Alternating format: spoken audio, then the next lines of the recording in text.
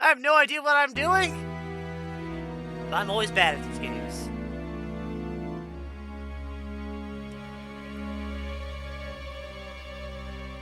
Controls. Let's make that left shift.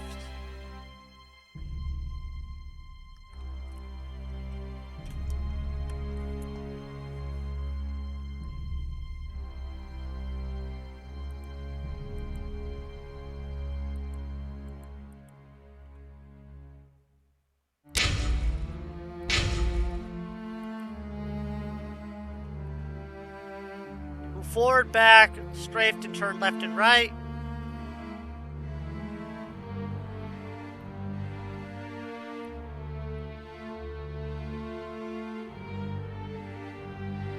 What is left button? Oh, left mouse button?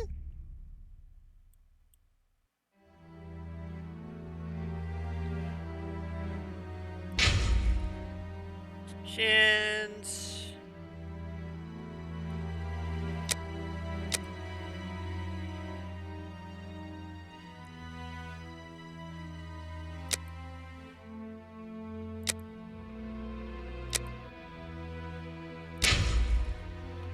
Okay, let's quickly restart.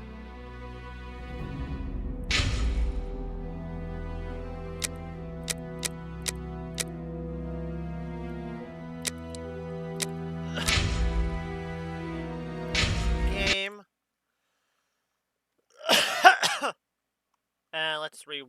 And I'm gonna relaunch it. Get my settings updated.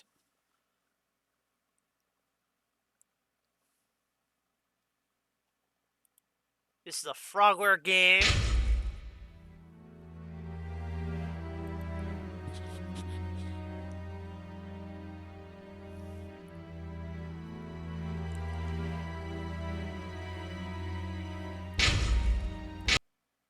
Yes.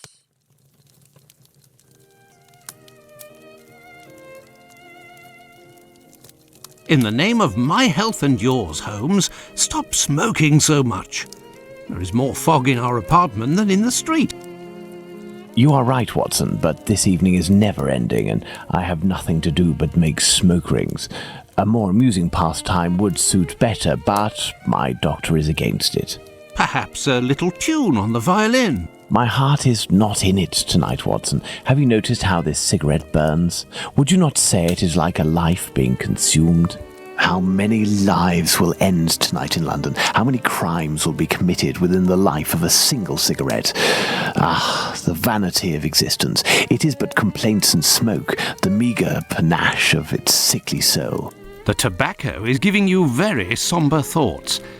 I am certain that this inactivity will not last. Let's retire. You'll be in better humour tomorrow. Reason speaks. Let's to bed.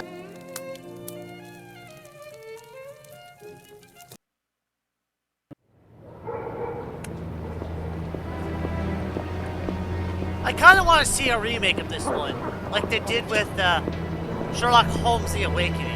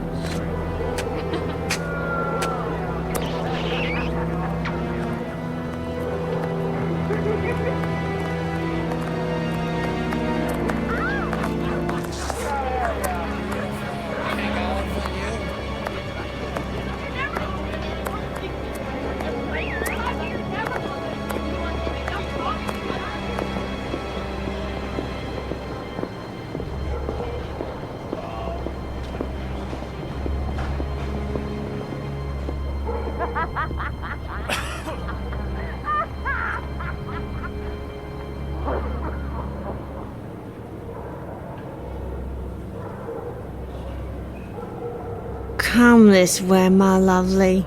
We'll have a right good time. Wait, let me help you. Oh, it's my hair that pleases you.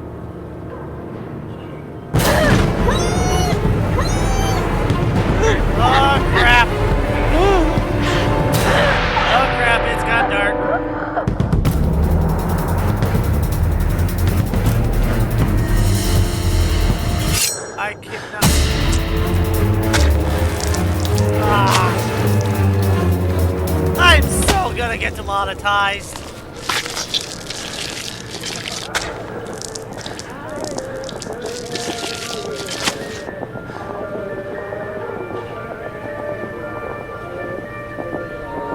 And again, it is Jack the Ripper, for Pete's sakes.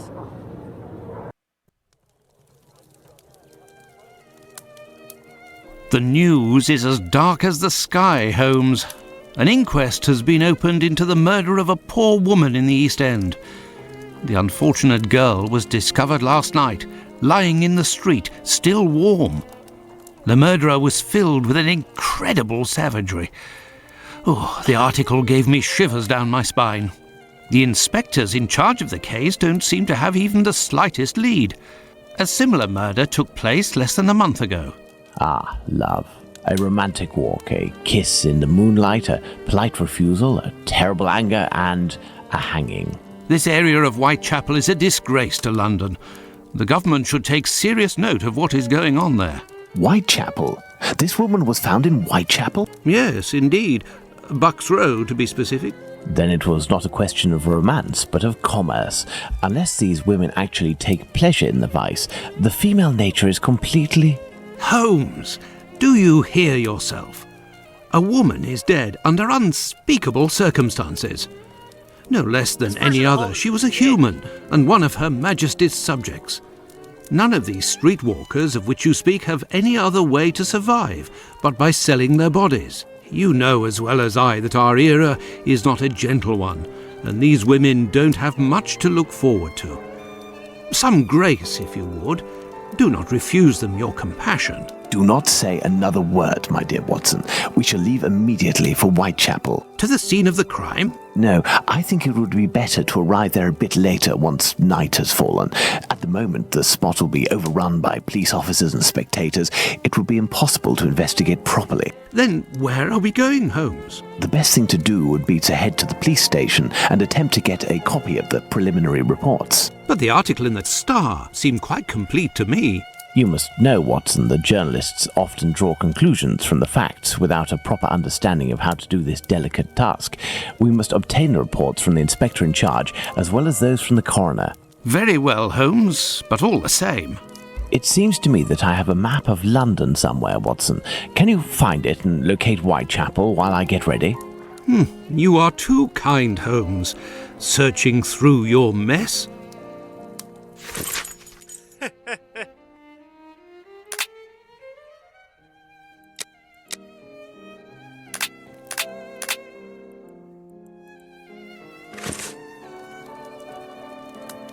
Holmes's experiment.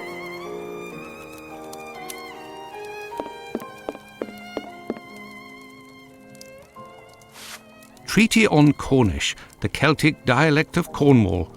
And here, medieval pottery. How can Holmes possibly In this game, read you such can change things? perspective at will. Press R or middle mouse.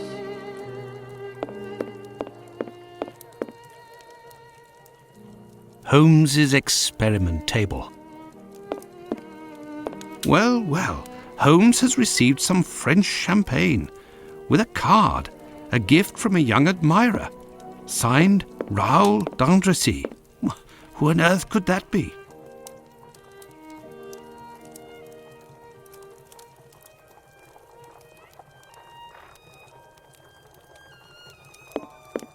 A map of London, at last. Let's see, the district of Whitechapel.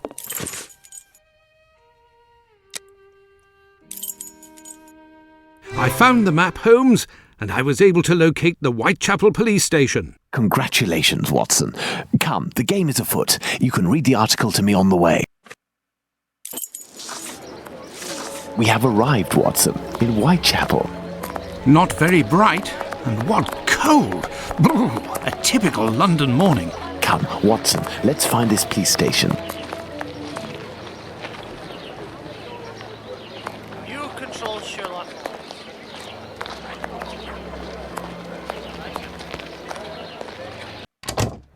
Well, this station isn't very well kept, I say. It's a local outpost, Watson. The daily tasks that confront these constables are not the easiest, and they are poorly paid. Gentlemen, welcome. Hello, I would like to speak with the Chief Inspector, if you please. Constable Humphreys here. I am the only one in at the moment. What do you want with the chief? My name is Sherlock Holmes. I am... Sherlock Holmes? The detective that I read about in the papers? Well, that's a treat, that is. You come about the Buck Road case, have you? Indeed, we... Not at all. We were just passing by chance. You say that there was a crime recently. You don't know? You must be the only folk in London who haven't heard. It won't be long until you find the culprit, no doubt. Nothing is less certain. Suspects 0. Clues 0. It's not good for us, especially not in this district.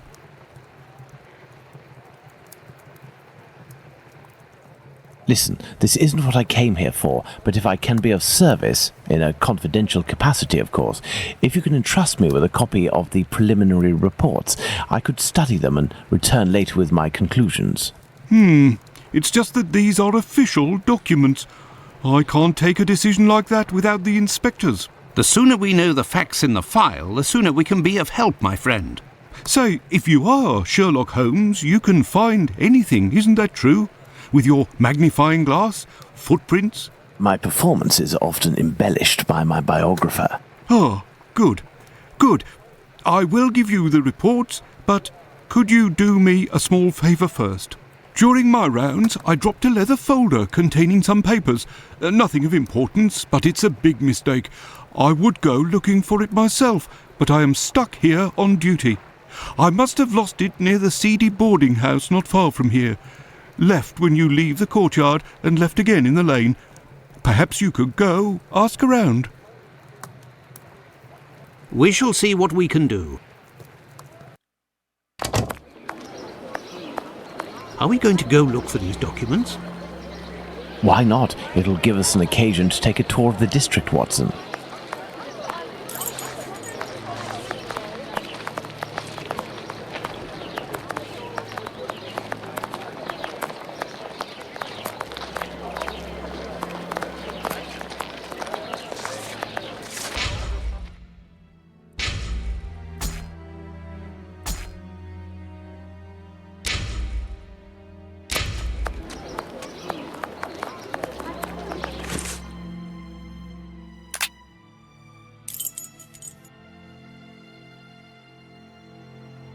I guess that's the boarding house? Or maybe that's the boarding house. You said to take a left.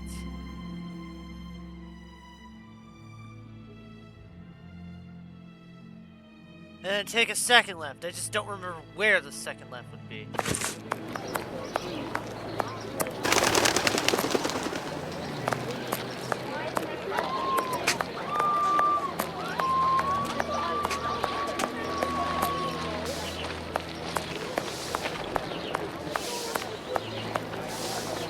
Good day, sir. You wouldn't happen to have seen a leather folder on the ground around here, would you? Good day, gentlemen.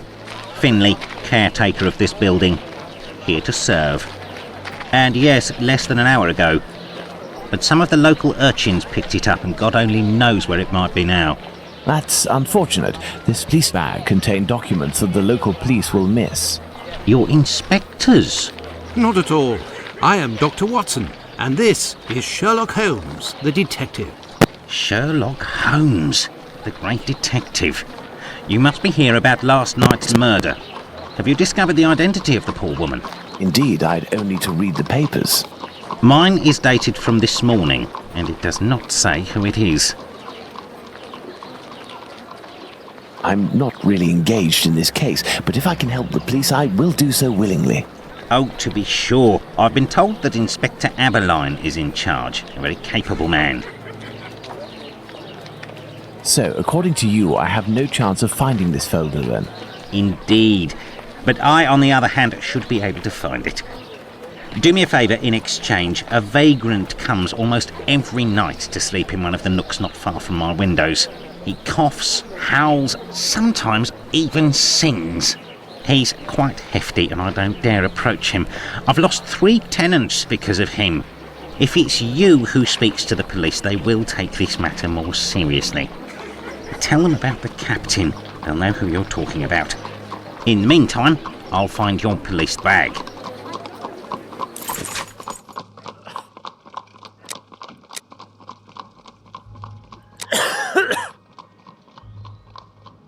murdered woman in Whitechapel some short time ago. Exercise on the victim. He's even more shocking and will no doubt create a great sensation in the vicinity as its predecessor. The affair up to the present enveloped in a complete mystery, and the police have yet no evidence to trace the perpetrators of the horrible deed. The facts are that Constable John Neal was walking down the road, Bucks Road, Thomas Street, Whitechapel around 3:45 on Friday morning when he discovered a woman aged between 35 and 40 years of age lying on the side of the street with her throat cut right open from ear to ear, and the instrument with this deed has been done traversing his throat from left to right. The wound was about 2 inches wide and the blood was flowing profusely. She was discovered to be lying in a pool of blood. She was immediately conveyed to the Whitechapel mortuary when it was found that besides the wound in the throat, the lower part of the abdomen was completely ripped open with the bowels protruding. The wound extended nearly to her breast and must have been infected with a large knife. Woman lured by the streets to be butchered, latest victim identified, opening an inquest, great local excitement. The victim of the latest Whitechapel horror was a woman who was found yesterday morning on Bucks Road, completely disemboweled and with her head nearly gashed from her body. It was a time completely unknown as the news of the murder spread. However, the first one woman and then another came forward to view the body, and the length of it was found that the woman answering the description of the murdered woman had lodged in a common lodging house, 18 Thrall Street, Spitalfield. Women from that place were fetched and they identified the deceased as Polly, who had shared a room with 3 other women in the place on the night, on the usual terms of such houses. Nightly payment of $4 each. Each woman lay... Or is that pounds? I don't know. What is the British symbol for their pounds? For money? The money. Each woman was having a separate bed. It gathers that the deceased had led the life of an unfortunate. While lodging in the house, which was only about 3 weeks past, nothing more was known of her by them, but that when she was presented herself for her lodging on Thursday night, she was turned away by the deputy because she had not the money. She was then the worse for a drink, but not drunk, and they'll turned away. Laughing, saying, "I'll soon get my job, get my Dawson money, see what a jolly bonnet I've got now." She was wearing the bonnet which she had not been seen with before, and left the lodging house door.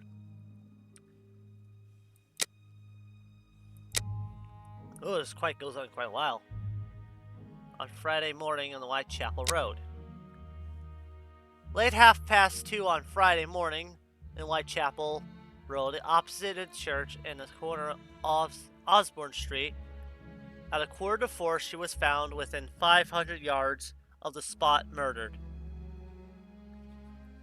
People of the lodging house knew her as Polly, but what about 7:30 last evening, a woman named Marian Ann Monk, President M's workhouse, was taken to the mortuary and found Marianne Nicholas, also called Polly Nicholas, knew her, and she said that they were inmates of the land-based workhouse together in April and May last, the deceased having been passed there from another workhouse. On the 12th May, according to Monk, Nicholas left the workhouse in order to take a situation as a servant at the Ingleside Waltham Common. It was afterwards become known that Nicholas betrayed her trust as a domestic servant by stealing £3 from her employer in a court in absconding? I don't know how to pronounce it.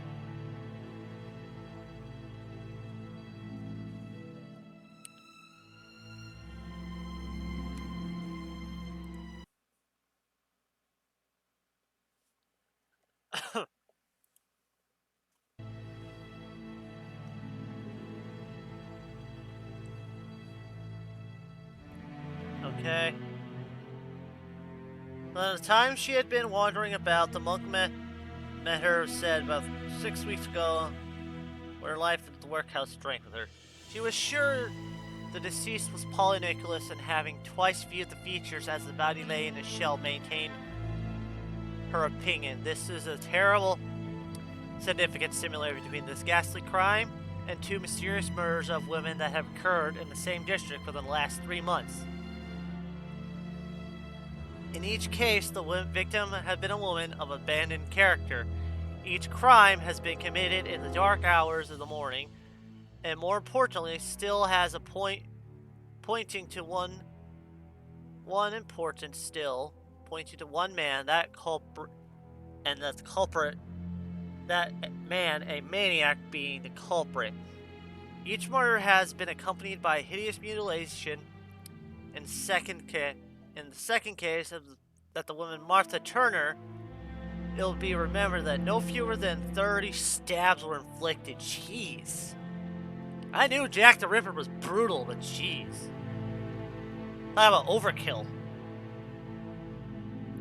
The scene of this murder was George Yard, a place appropriately known as locally as the slaughterhouse. As both other cases was that there was not the slightest clue to murder. No one was known to have any motive for causing the woman's death.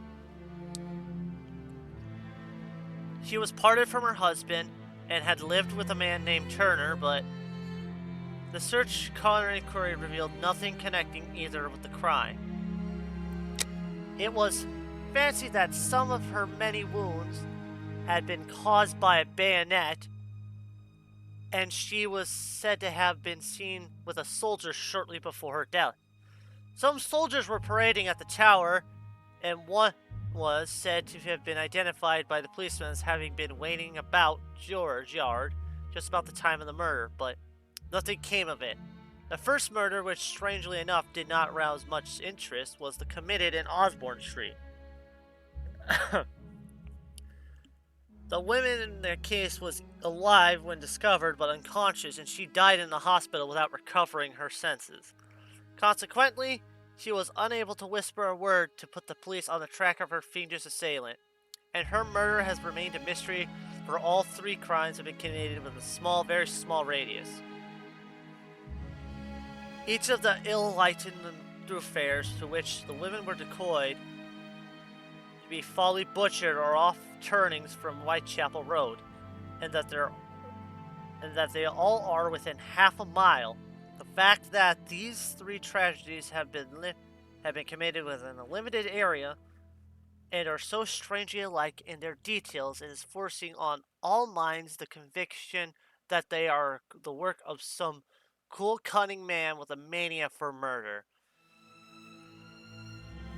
There was no new light thrown on the case this morning. At 9 o'clock, the body of the deceased was removed from the mortuary to an improvised operating room on the premise, and Dr. Ralph Lewinell,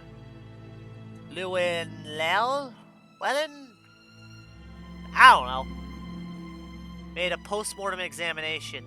The object of the examination was to determine, if possible, the order in which the various cuts were made. It was evident that the cut by the throat from the head to the back by the murder was before the knife was used. What? That don't make sense. Evident from the cuts in the throat that the head was bent back by the murderer before the knife was used. Oh, that makes sense.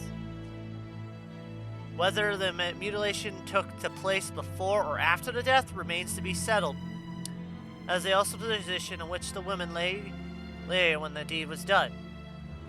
There are several questions of this kind which may throw light on the case, notably the small quantity of blood at the place where she was found, and the fact there must have been much of it somewhere else.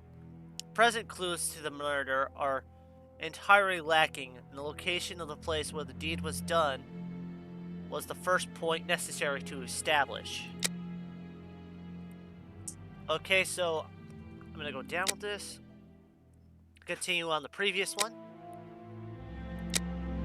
A corpse lies in the mortuary past blah blah blah blah. Read that bit.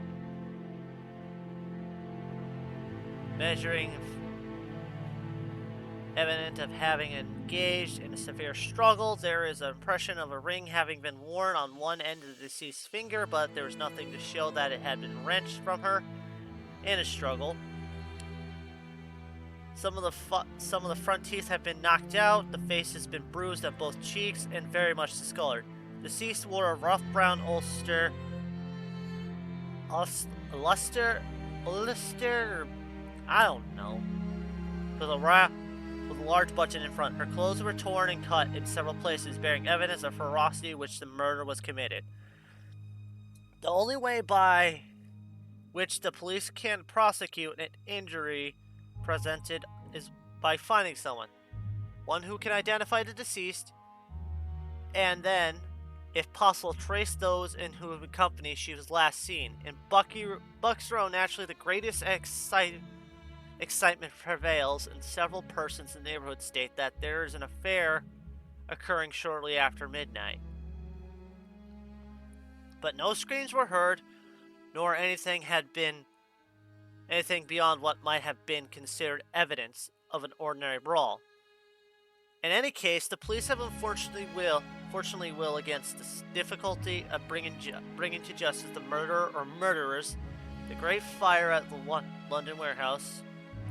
A fire broke out shortly before 9 o'clock on Thursday night in one of the huge warehouses on the London warehouse. Warehouses were closed as usual at 9 in the afternoon. There are few persons except for the night policemen and firemen left on premises. At about 8:30, a smell of fire was noticed, and shortly afterward there was an immense burst of flame. So I'm thinking arson for that one.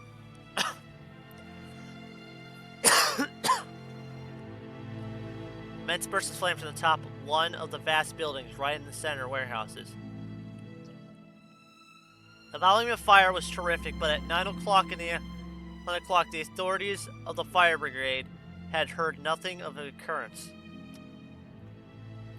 Shortly afterwards, an alarm was given at the Whitechapel station, and officials of the brigade instantly ordered every steamer to proceed to the scene, at the circulation of the news amongst the other stations, caused steamer to be sent from every district in London. On arrival of the engines, it was found that the fire of enormous strength was raging in the upper floors of the great building, about 150 yards long and a half as broad. The flames could not have broken out in more dangerous part of this warehouse than the site of this fire. The South Quarry Warehouse. They were crammed with colonial produce in the upper floors and brandy and gin in the lower floors. Through the great iron-barreled window, the fire could be seen raging like a furnace, and the enormous tongues of bluish-yellow flame, which constantly burst up with great roars, pointed to the fact that the spirits were aiding the progress of the flame. The scene at 10:30 was an imposing one. An enormous warehouse crammed with goods of incalculable value, with vast buildings on every side, and a great vessel in the wet warehouse. Firemen, policemen, and dock workers were either watching or aiding in endeavoring to extinguish the fire, while an enormous crowd gathered around the great gates and gazed at the progress of the fire from the distance. Let's go to the police station. Okay, this is...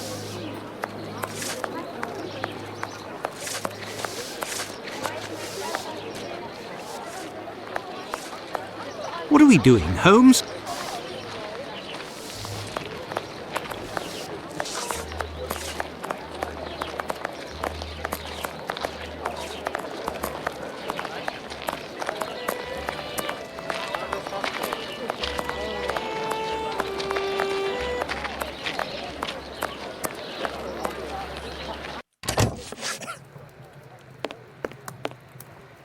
So, gentlemen, have you found my police bag? Not quite yet. Do you know a vagrant who goes by the name of the Captain? Captain? Yes, an old sailor, strong as a Turk and tattooed from head to toe. The drink has turned him into a derelict. He appears to be causing some problems for the caretaker of the building at the end of the street. What do you want us to do?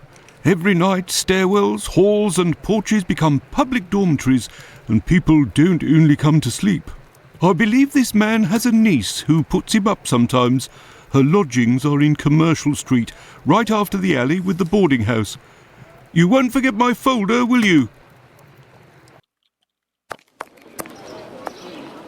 Do you believe this woman will agree to have her uncle stay with her? No idea. Oh well, let's go see her just the same.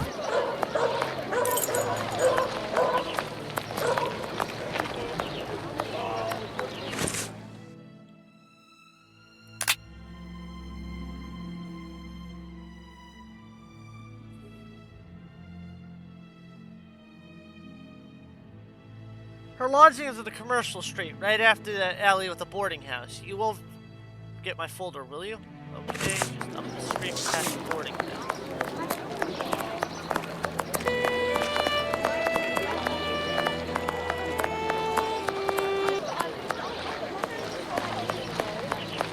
There. This is where the niece of the Captain must live. Good day, miss. Would you happen to be the niece of the man known as the Captain? Oh, yes, that would be me. What has he done this time? He isn't... Oh my God, I'm on my way. Miss, we have come to ask if you could have your uncle come live with you. He sleeps under the windows of a boarding house, causes the caretaker no end of problems. I know. I've lodged him for a while, and he was the same here. My landlord made me kick him out. I'm ashamed, you know. I never should have, given the state of his health. He coughs day and night. There might be a way to calm his cough. I am a doctor. I could examine him. You went to see a doctor at the clinic, but the medicine costs too much. I can hardly pay my rent. We will see to it. Where might your uncle be found? I don't know. He must be in the vicinity, but I don't know exactly where. We will find him. Holmes, this is serious. Find an alcoholic in Whitechapel? A needle in a haystack would be easier. Come, dear doctor, let's trust to our lucky star. Moreover, we also have our informers, remember? Are you referring to those brats to whom you are always giving charity? Exactly, my secret police. Some of them must surely roam in this area. It suffices to find them.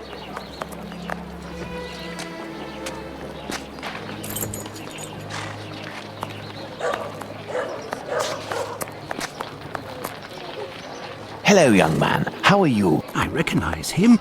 It's the lad who sells newspapers, who is always calling outside our windows at Baker Street, early in the morning. Hello, Mr. Holmes. It's a treat to see you again. What can I do? Would you happen to know an old sailor who goes by the name of the Captain? A poor man who hits the bottle a bit hard. Of course, Mr. Holmes. He's there at the end of the street. Round to the left he is. But be careful. He can be a tough customer, that one. Very good, my young man. The doctor will give you a little something. Watson? Huh? I say, Holmes? Is he always such a skinflint with you, Mr. Holmes? Well, thanks to you, Mr. Holmes. Anytime you need me.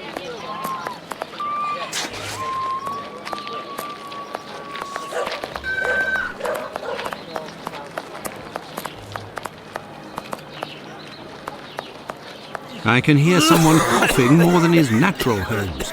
Yes, Watson. The poor man cannot be too far away.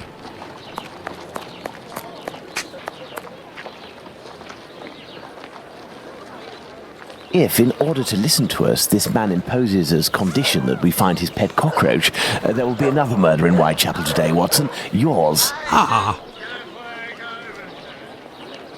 He is in a critical state, Holmes. He has barely a month left. Is there a way, dear doctor, to ensure that this last month passes in silence? Really, Holmes, sometimes you... Oh, really?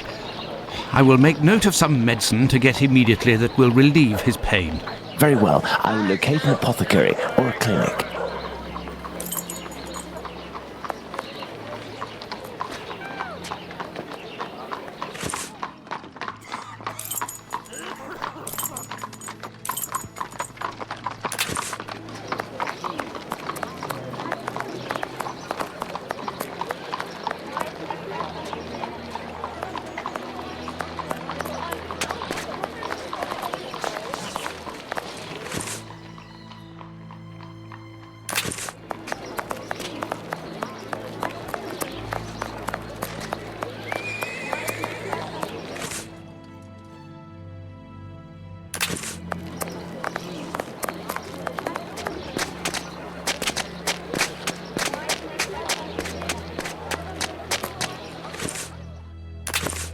Okay, so far the road's matching up.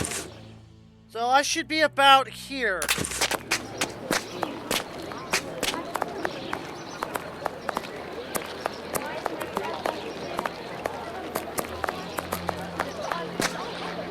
This building is a clinic.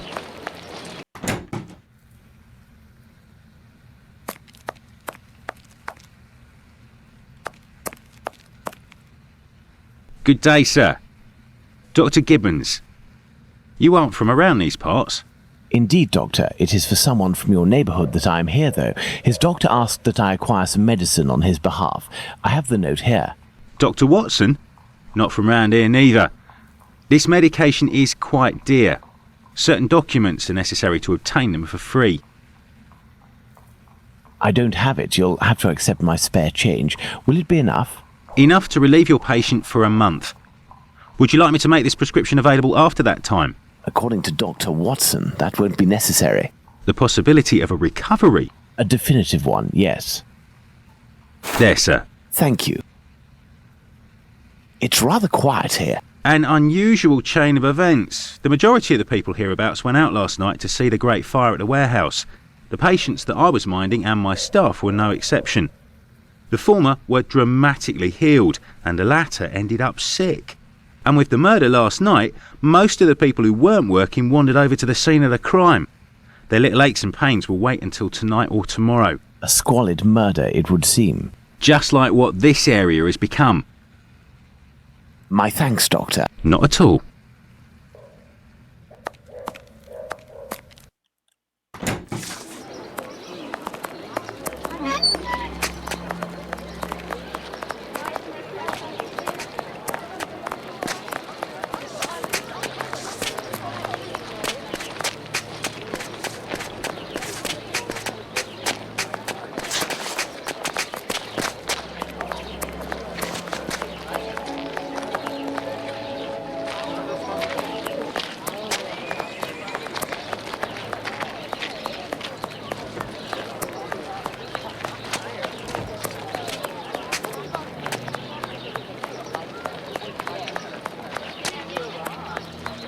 Find the medicine, Holmes. We must make haste.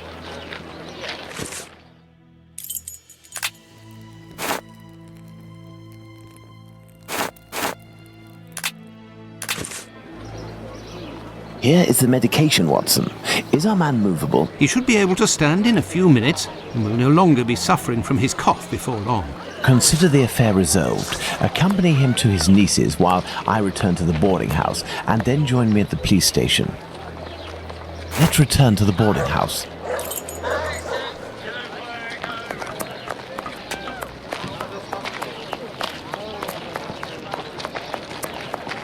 I don't know if this is actually... Yeah, I kind of want to see this one get a remake.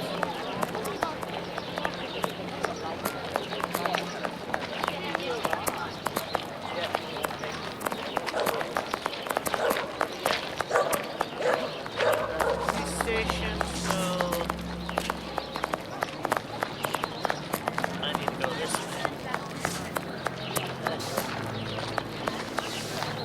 I have good news for you, Mr. Finley. We have sent the captain to stay with a relative, and he shouldn't bother you for a while.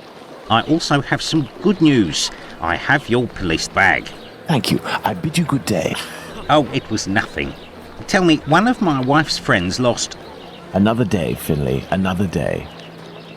Let's go to the police station.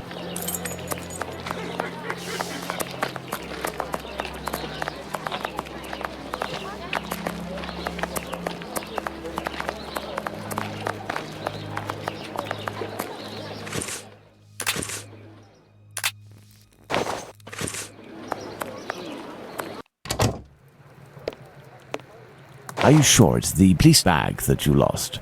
Yes, but someone attempted to force it open.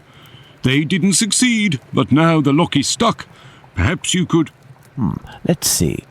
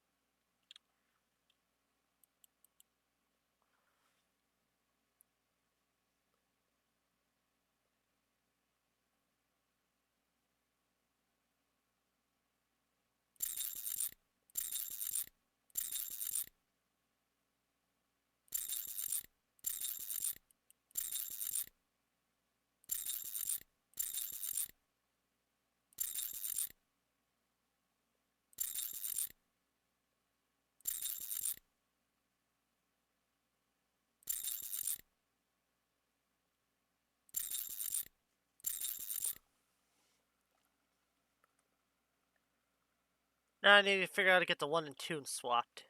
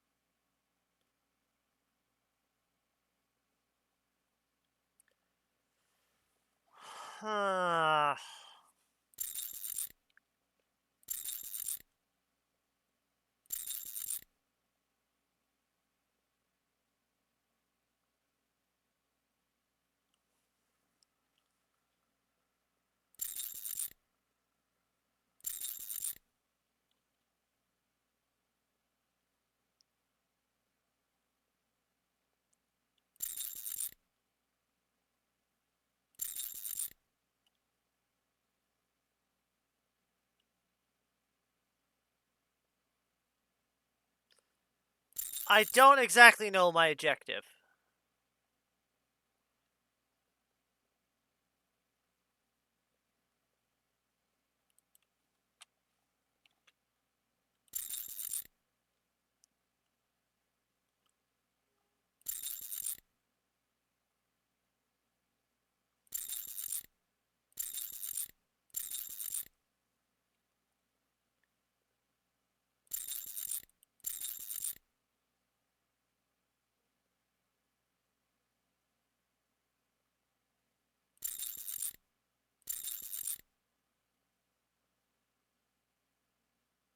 Now the stupid 1 and 2 is in the wrong spots again.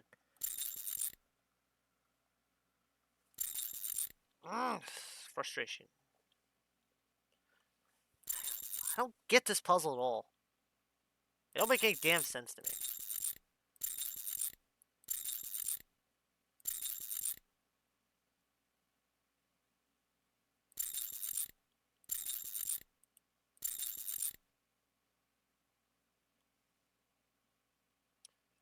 One, two, three, 4, 5, 6.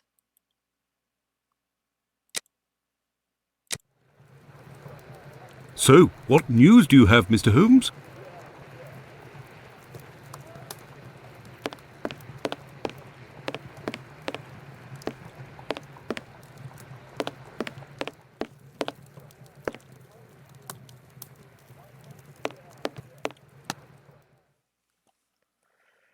I don't know how the lock's supposed to look. Is it like a multiplication or an addition problem, or do I gotta put them in order? I don't know.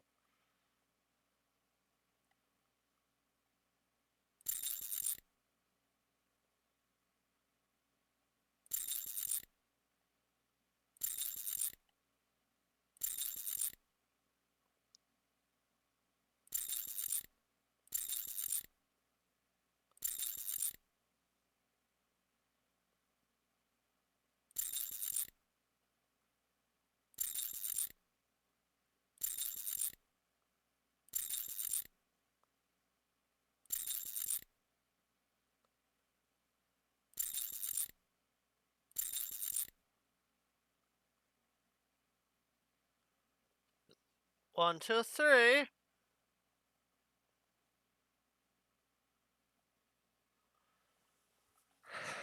Hmm. Do I need to put certain numbers in certain spots? I don't know.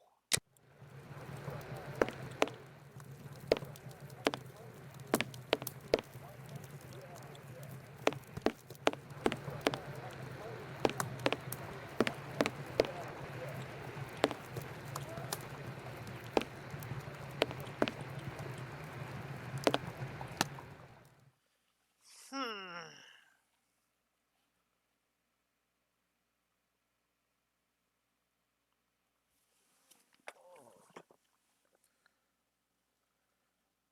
Like, does one go on top? Does two? I don't know.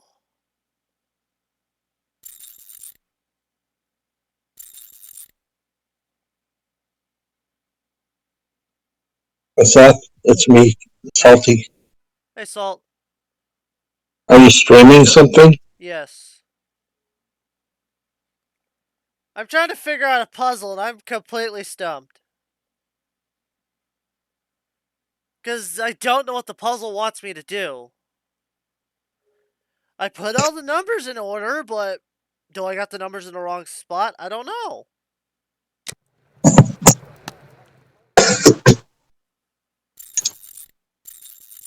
Is because I haven't seen anything close to a solution that I need to use.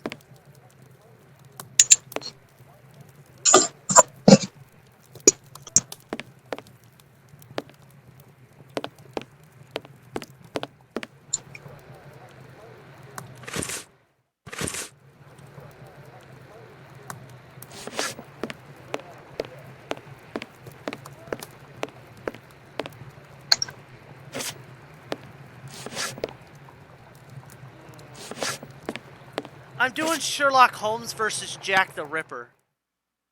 Oh,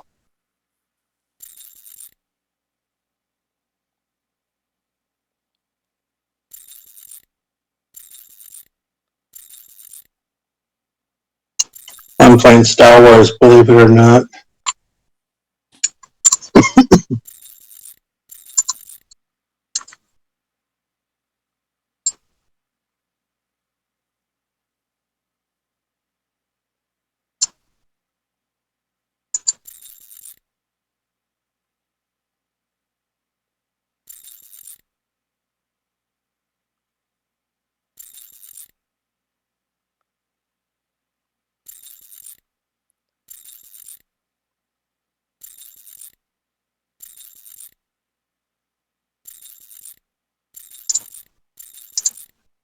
Hmm.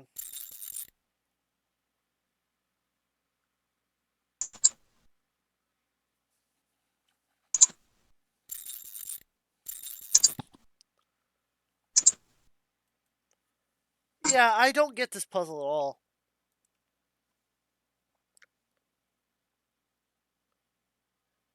Because I don't know what I'm supposed to be doing with it. And I don't want to cheat and look up what the heck I'm supposed to do with this puzzle.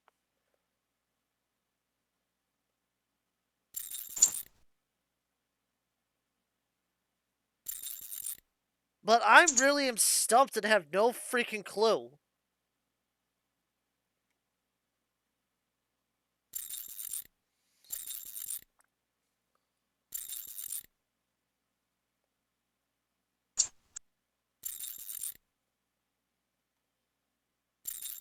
I wish I could help you.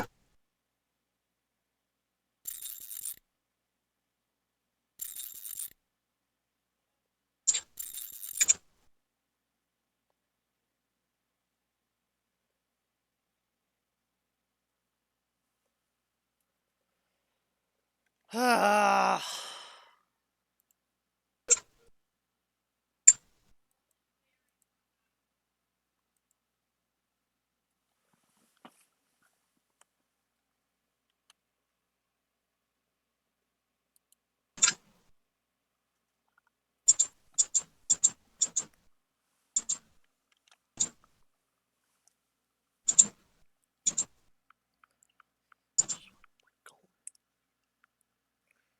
Like, I don't want the solution, I just want to know what my goal is on it.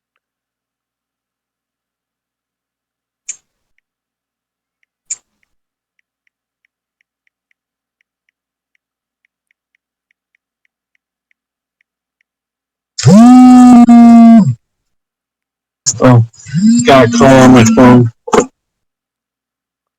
Okay.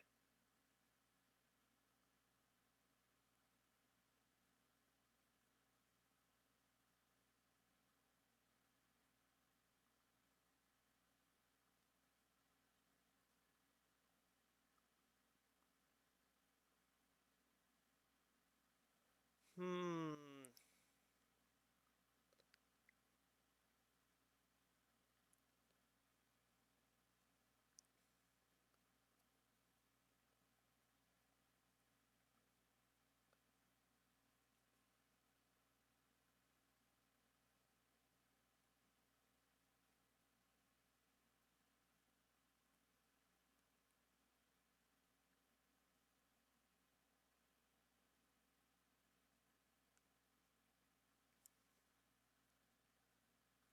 All right.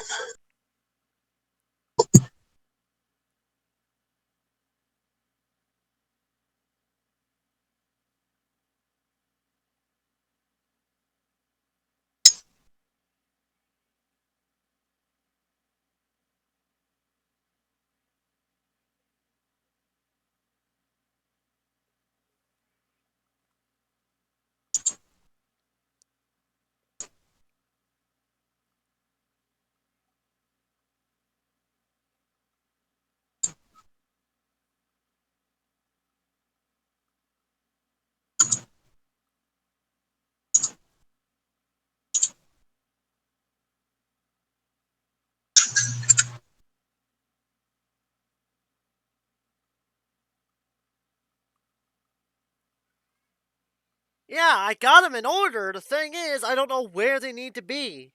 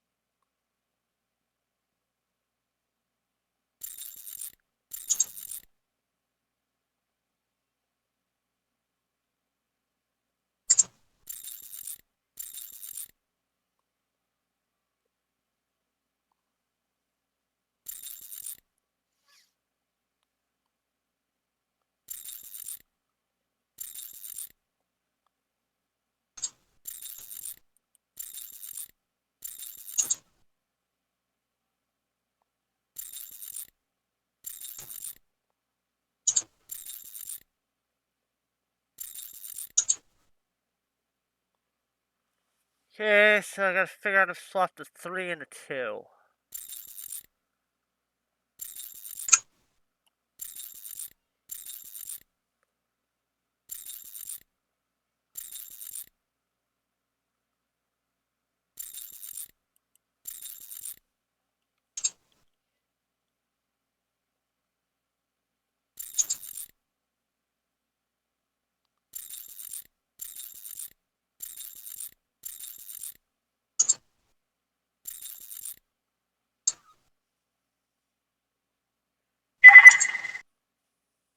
another phone call. Hello? Hi.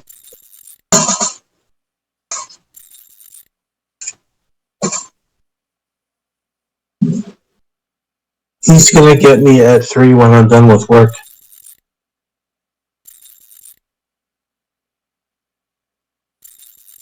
Okay.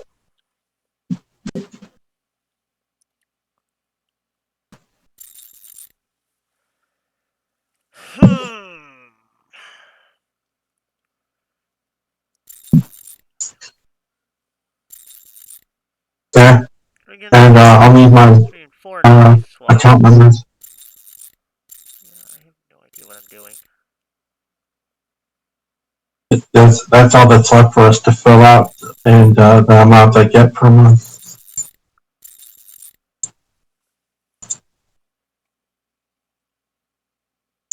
4 and 6 need to be swapped.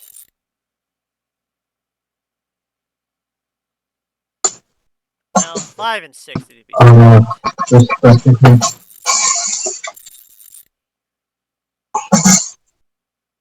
Yeah.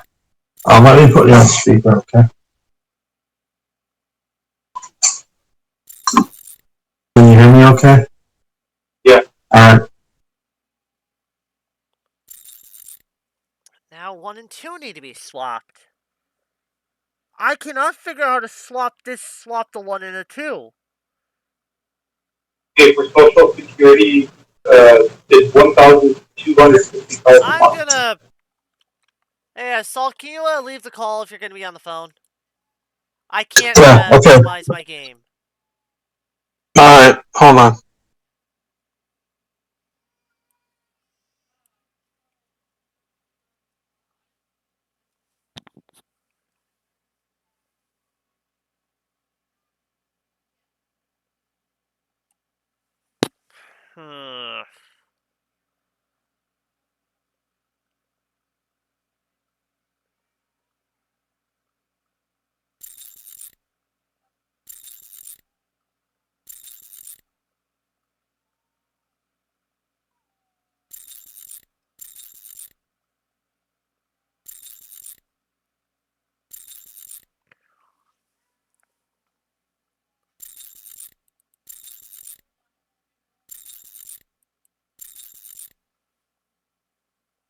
Oh, come on. I'm in the same situation again, and I just can't figure out how to swap them.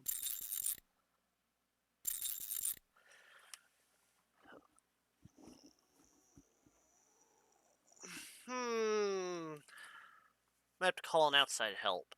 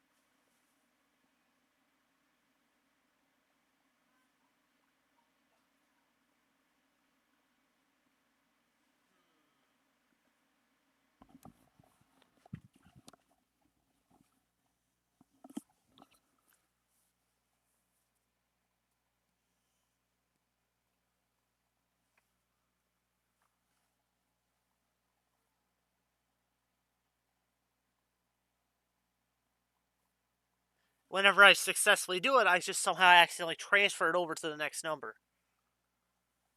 Transfer that 3 onto that wheel.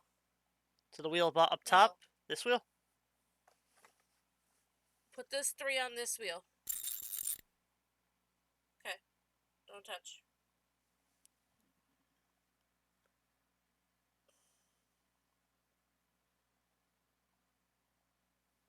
Spin this one.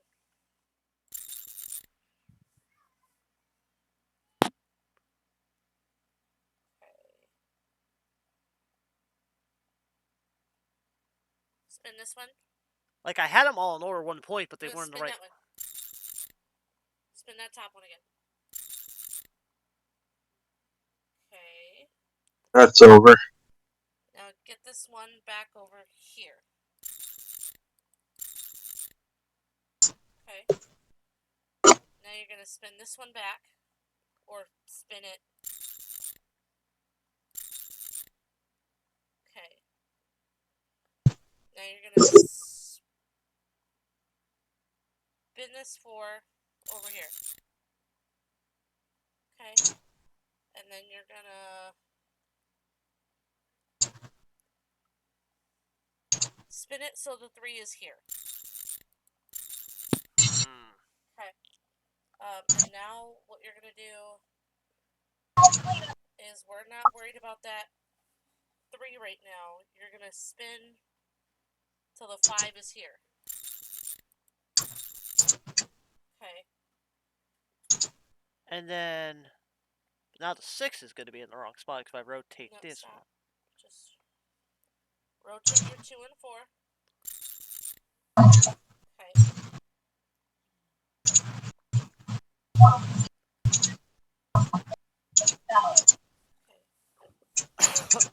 Rotate back your 3, because I need to see where I'm at. Okay. 4.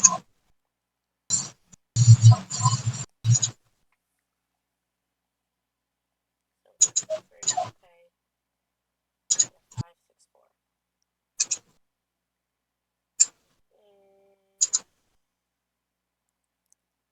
Put your 4 in the middle. I didn't see it that way. I thought I had to put them in order, like going around clockwise. No. Now you're going to bring 4 up to 2.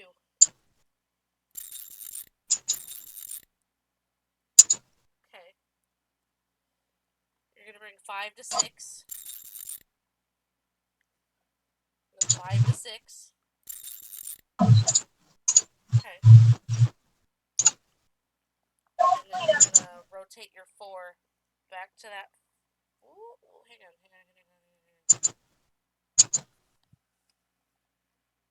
Rotate your 4 once. Let's see what's happening. 1, 2, 3, 4. Okay.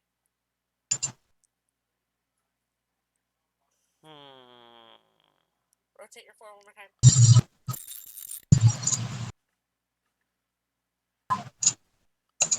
That I can't just shimmy it all around. Rotate your 4 one more time. Rotate this one. This one? Yep. Okay.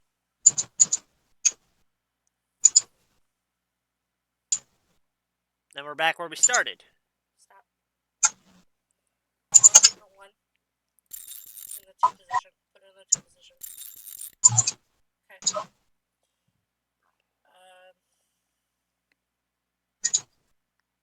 Rotate this one.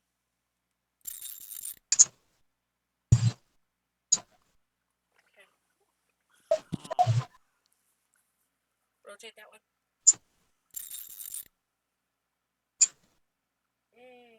Go back. Put that 5 back. Rotate this one. Now put that 6 there. Okay.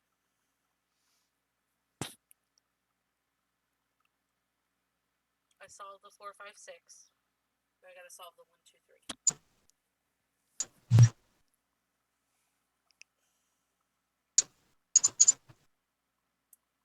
I can also Put the 4 reset in the whole position thing. 4. Nope, don't reset it. Put the 4 in position 4. Bottom corner. Rotate that way.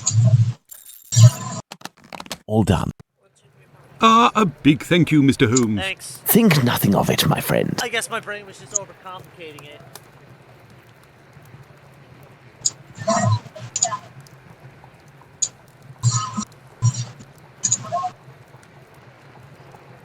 So, the reports. Why don't you wait till the inspectors get back? You would certainly learn more. If I wanted to meet the inspectors, I would have done so. So, give me the preliminary reports, and above all, do not mention my visit to anyone. Is that clear? Sure, if that's what you want. Here are the reports. Thank you.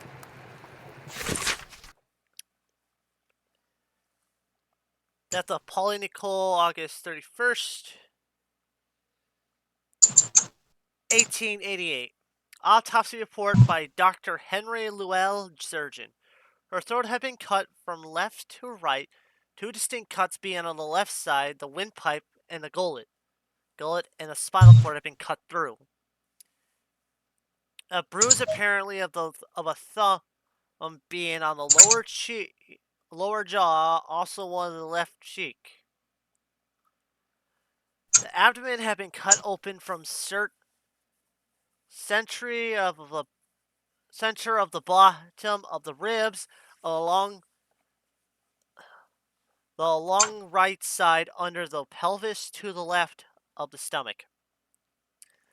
There, the wound was jagged and omentum, or coating of the stomach, was also cut in several places, and two small stabs on the private parts, apparently done with a strong-bladed knife,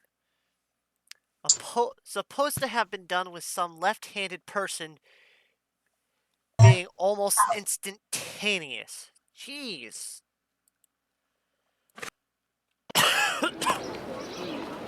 Have you obtained the preliminary reports? Yes, we'll read them on the go. Let's to the scene of the crime at Bucks Row, Watson.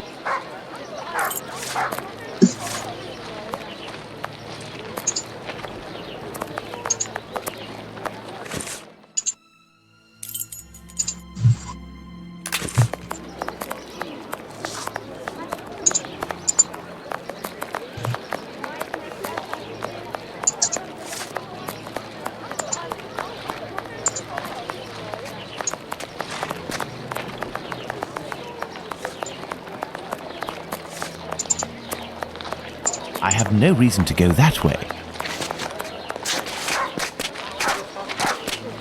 London is confusing.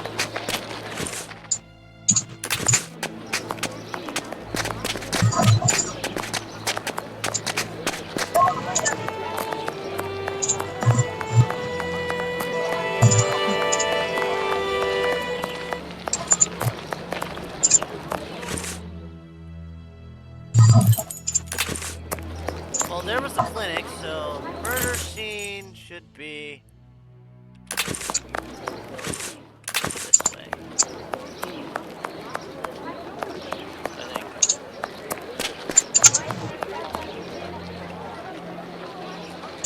But what are all these people doing here, Holmes? Apparently, they came to see the scene of the crime. What about us? Aren't we going to see it? We will return this evening, Watson.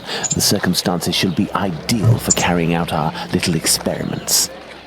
Well, Watson, we are at the scene of the Polly Nichols murder. Imagine the victim lying at the spot where she was found and try to discern all of the clues we can. Watson, you are a writer. I am therefore entrusting you with our deduction board. It will help us to establish certain facts. Understood, Holmes. The body was lying on its back, legs straight and slightly apart. The skirt had been lifted up to the middle of the body. The left hand was touching the barn door.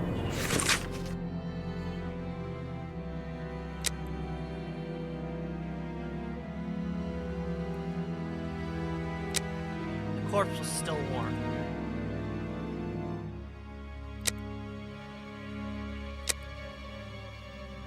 The body was still warm. Let's reread the preliminary report for the details on the wounds inflicted upon this poor woman.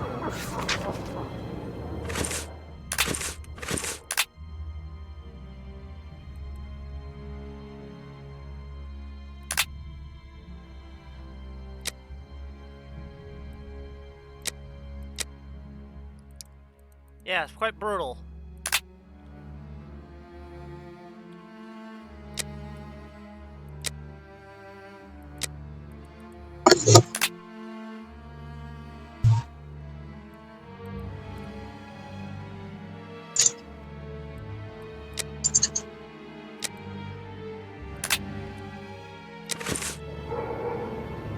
The body was still warm. Let's read.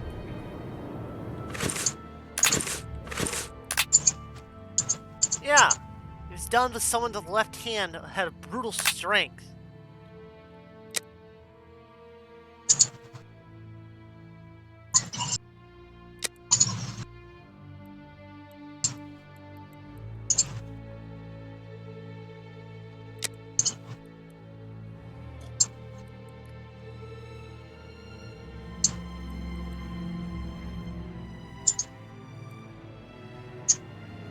Cuts, 2 distinct cuts.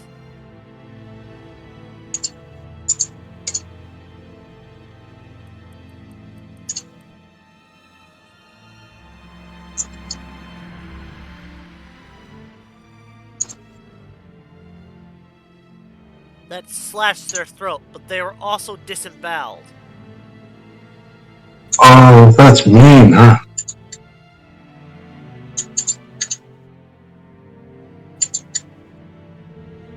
I'm doing a Sherlock Holmes game. It's called Sherlock Holmes versus Jack the Ripper. Yeah, you told me.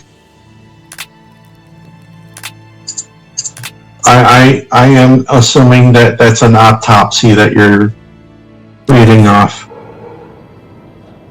No signs of blood. No marks on the ground. The ground is muddy. No marks on the ground. The ground is muddy.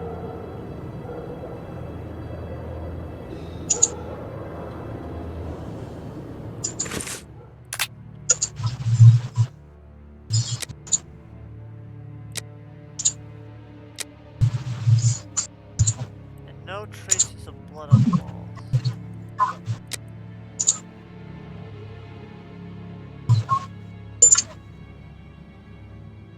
We threw water on the ground?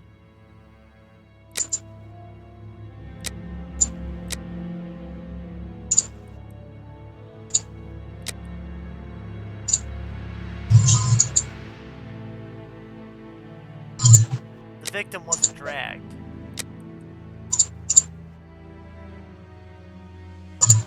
Murder took place on the premise.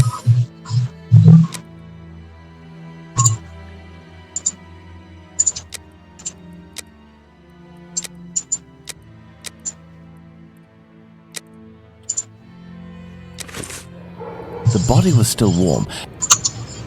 No signs of blood. No signs of blood. No signs of blood. No marks on the ground. The ground is muddy.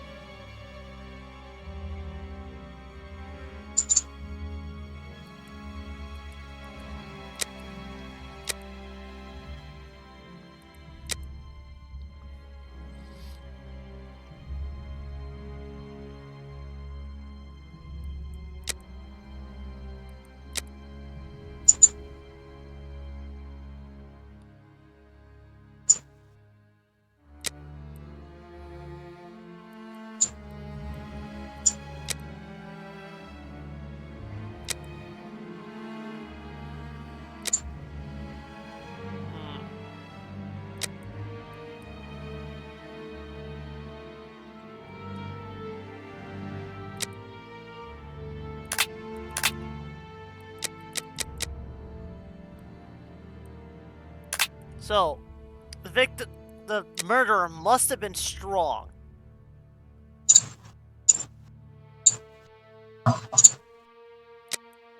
There's no drag marks, but there's no footsteps either. That's the problem.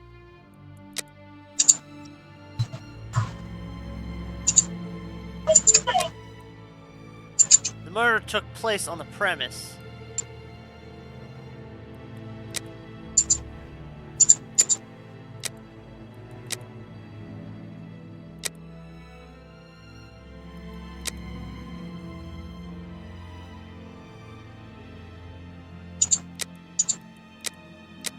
or he threw water on The body was still warm. Let's reread the preliminary report for the details on the wounds inflicted upon this poor woman. No signs of blood.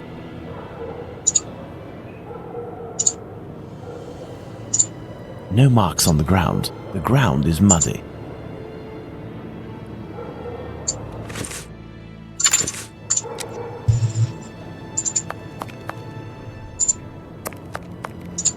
This spot is deserted, Holmes. The prostitutes only come here to exercise. This spot is deserted, Holmes. The prostitutes only come here to exercise.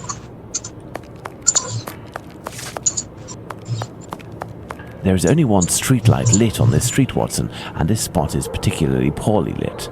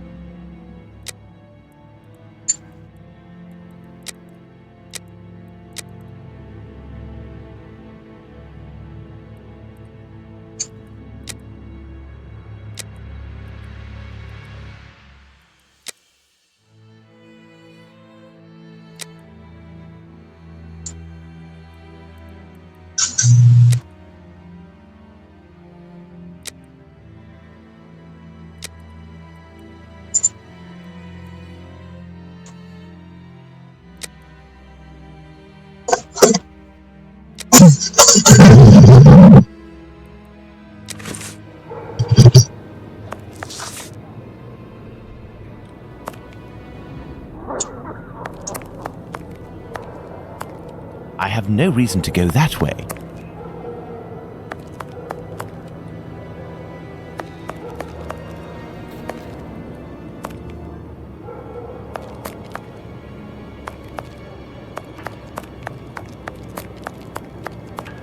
I have no reason to go that way.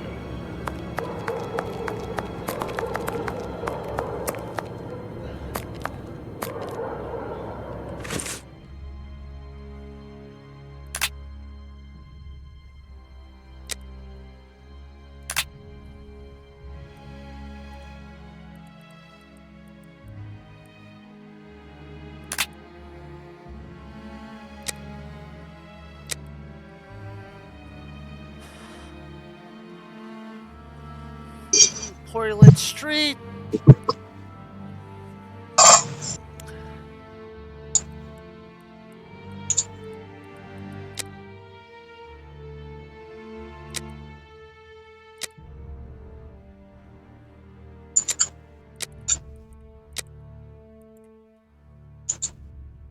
Oh, the ground soaked up most of it.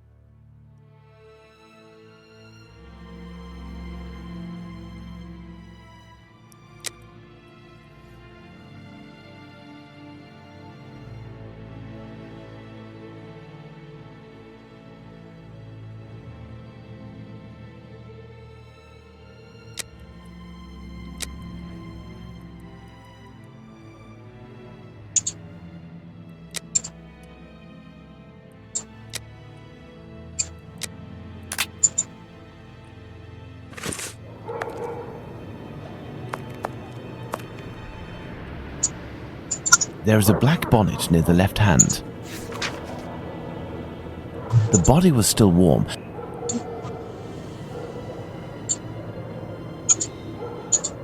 No marks on the ground. The ground is muddy.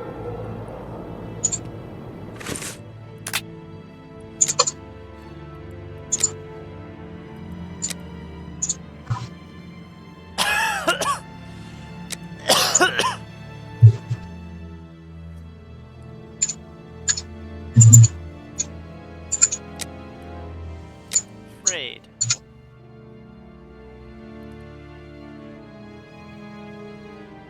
Ready to exercise.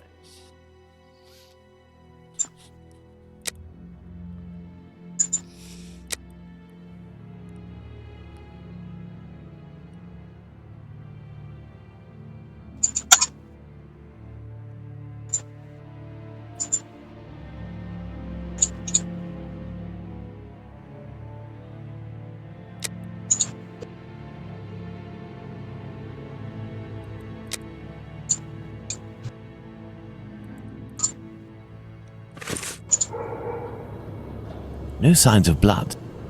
No signs of blood.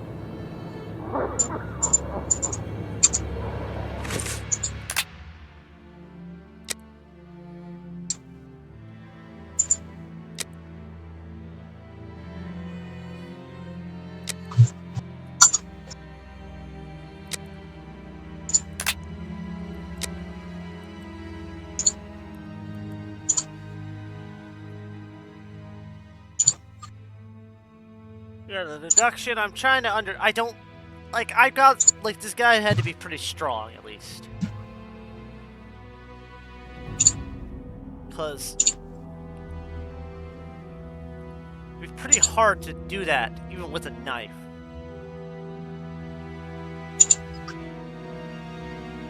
Because that's solid bone. Or you have to be have to have one hell of a surgeon's aim.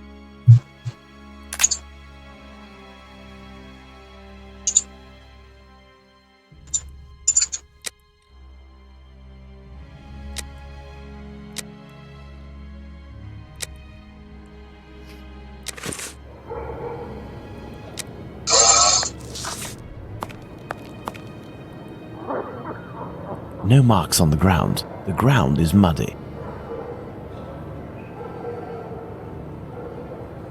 There is a black bonnet near the...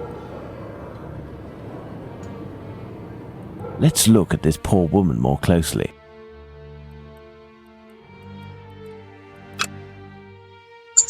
The throat was slit from left to right. There are 2 incisions. The throat was slit from left to right. There are 2 incisions.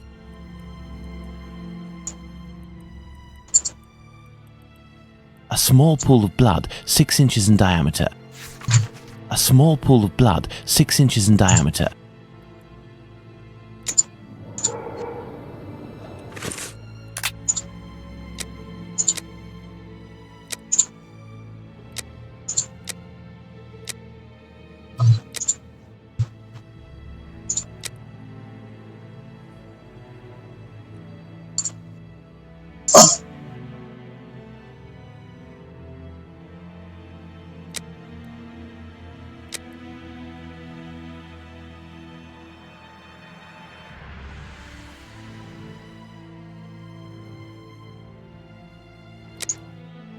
Spurts.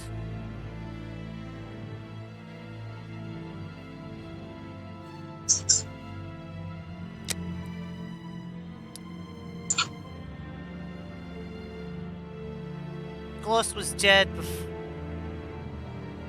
Holly was dead before being stretched out and having her throat slit. Jeez.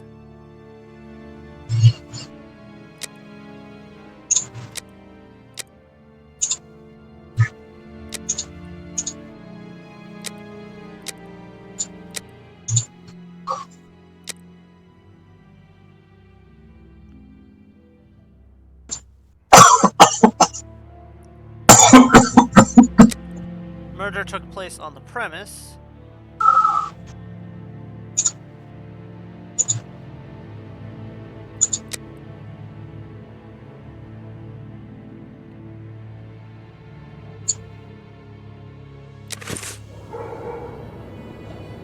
The body was still warm. Let's look at this poor woman more closely. A small pool of blood 6 inches in diameter. The tongue is swollen. The throat was slit from left to right. There are 2 incisions.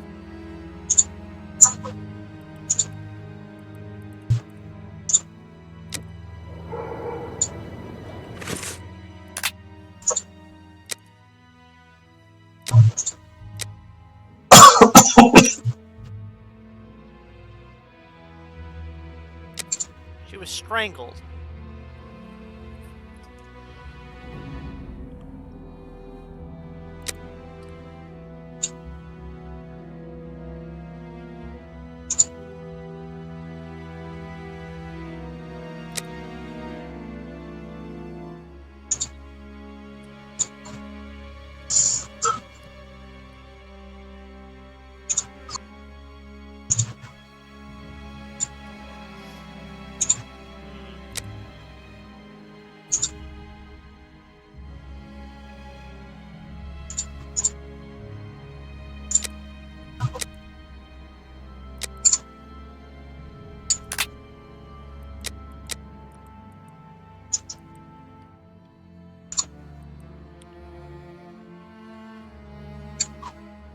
Got a bruise on the lower.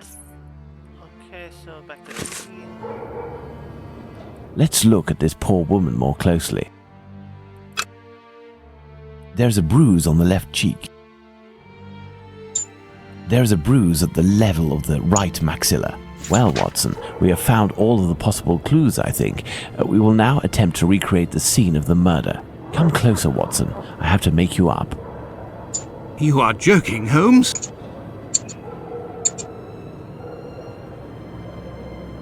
I feel ridiculous, Holmes. Now, Watson, come and stand here in front of me. You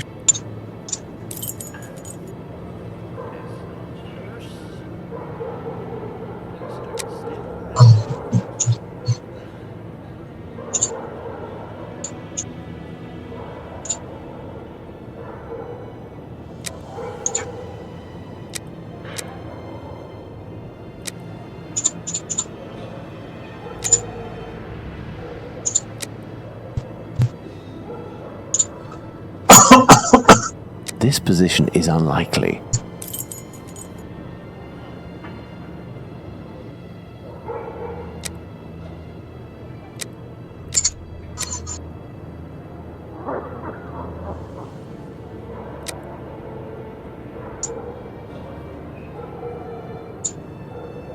Yes, it's quite possible the events occurred like this.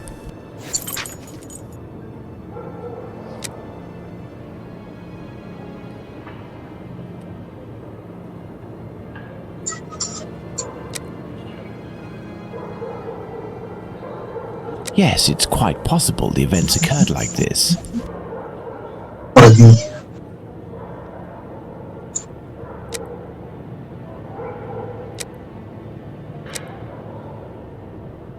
Left hand.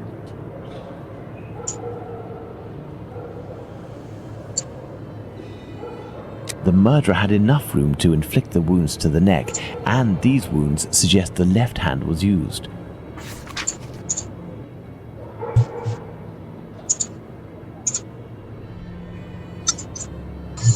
My dear Watson, now that we have found all of our clues, nothing remains but to subject them to our most likely hypotheses in order to deduce the facts.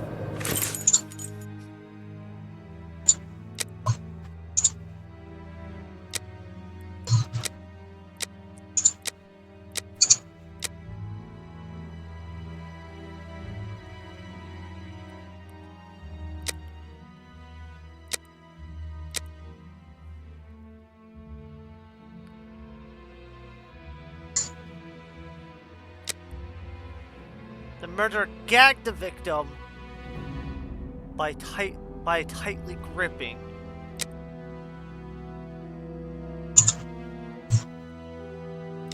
The killer's right hand prevented the victim from screaming.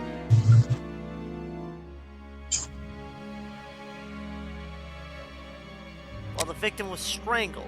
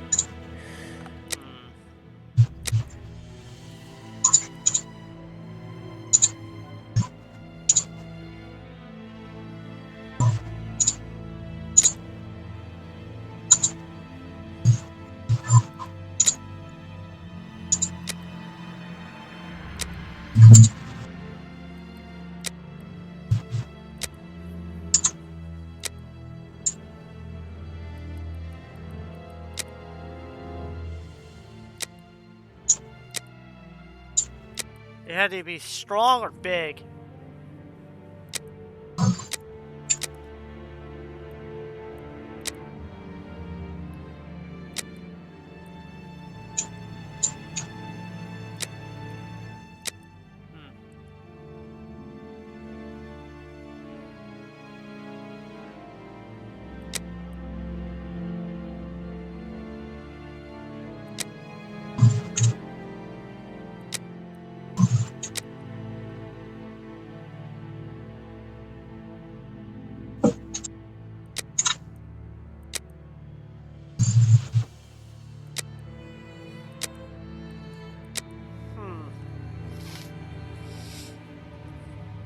So slit from left to right. Killer was left-handed.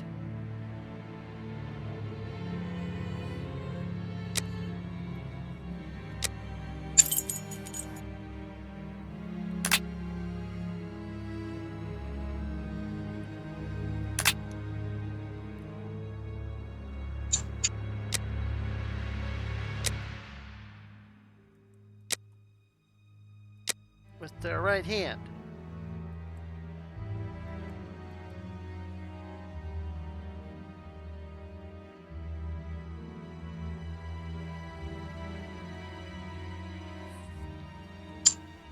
So they were gripped tightly. The right hand would prevent the victims from screaming.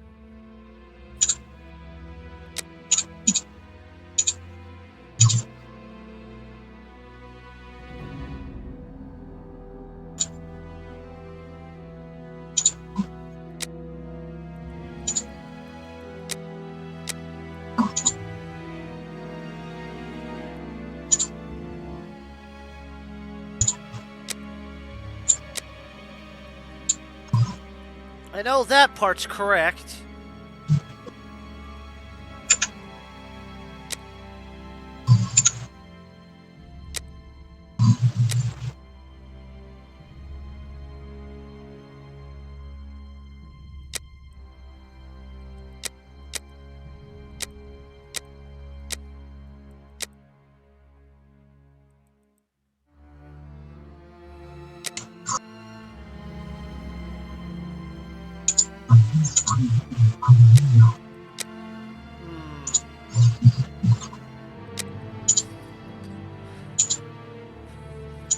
The victim wasn't dragged.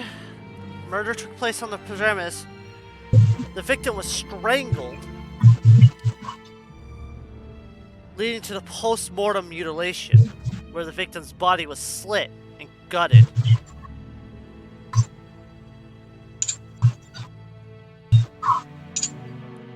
From the cut marks, the murderer had to have been left-handed. They were gagged with one hand and strangled with the other.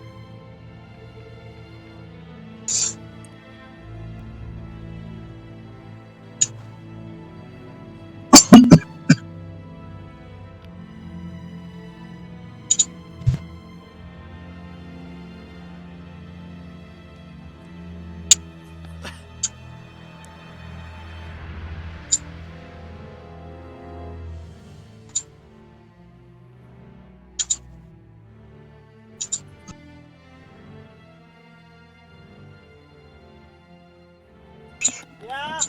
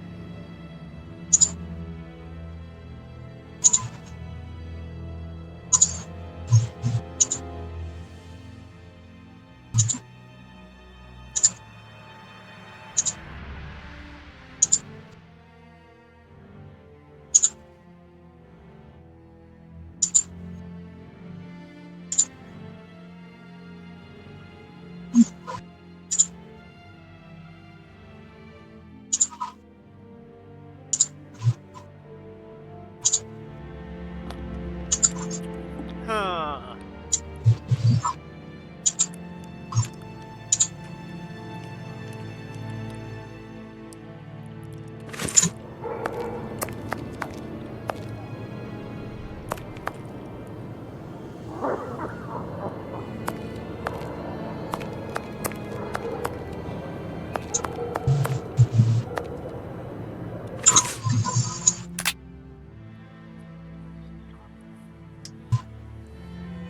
They were.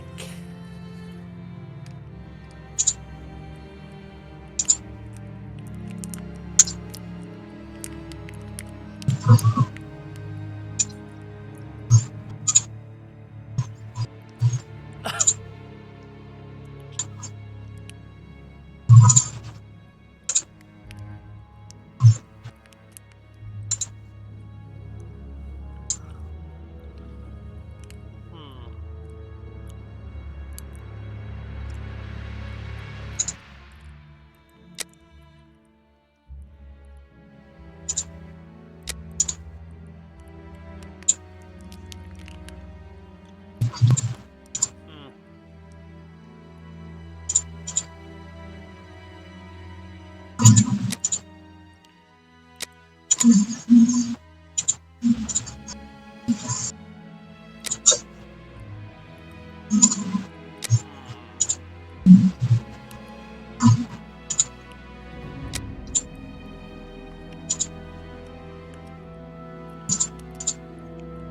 Hmm.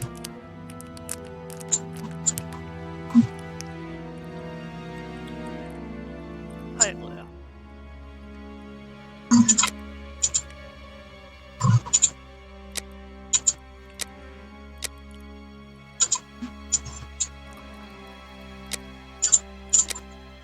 Had to be strong to be able to do what they did.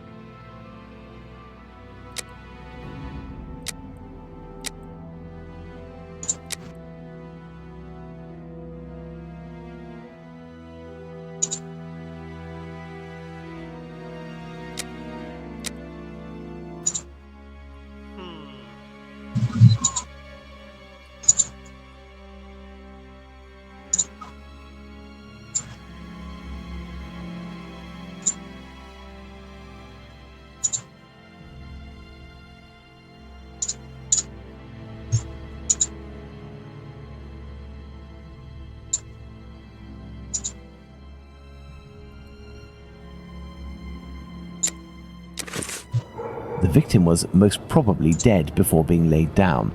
Once the heart stopped, gravity drained the body slowly, not in a heavy spurt that would have stained half the street. Thank you, Holmes. I understand why you told me not to change clothes.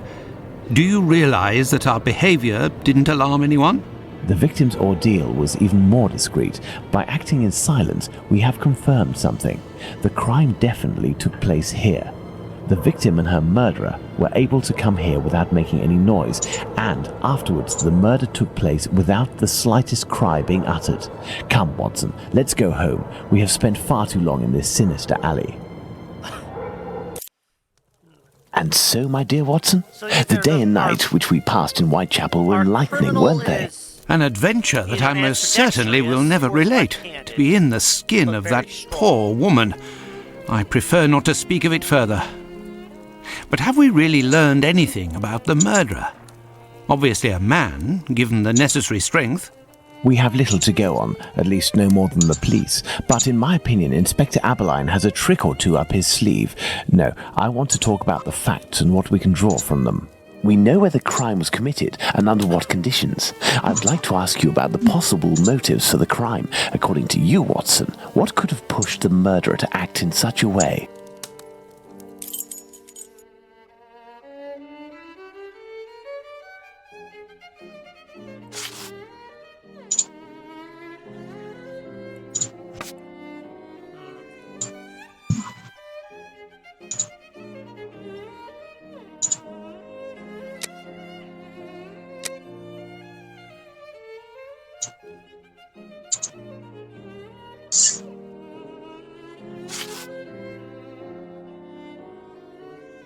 A personal drama. Love can certainly lead to many a drama, but we have to consider the fact that the victim didn't know her attacker.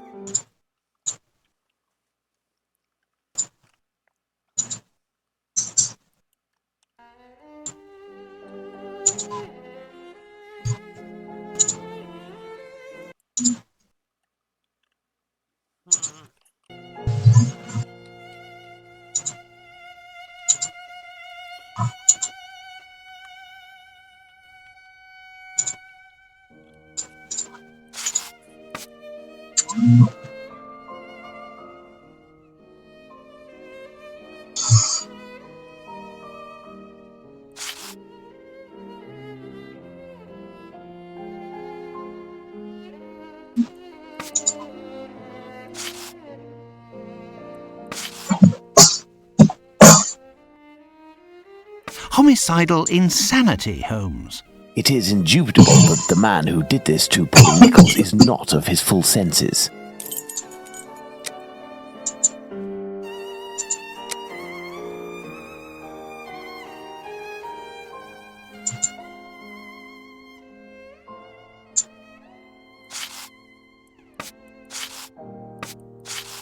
A personal drama.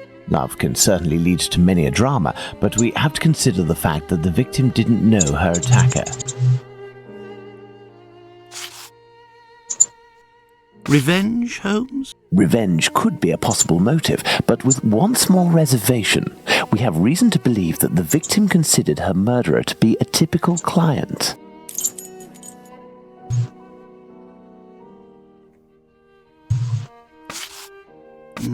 Theft, perhaps. I have a hard time believing that someone would attack poor Polly so fiercely just to rob her of a few coins. Black magic? I'm not terribly interested in the occult or black magic. Let's give the benefit of the doubt to this motive.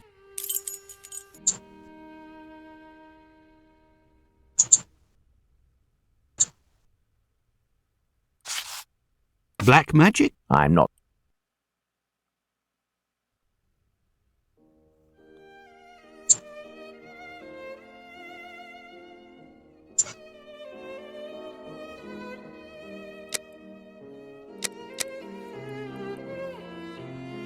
Well, we are still missing certain information in order to finish this investigation, Watson.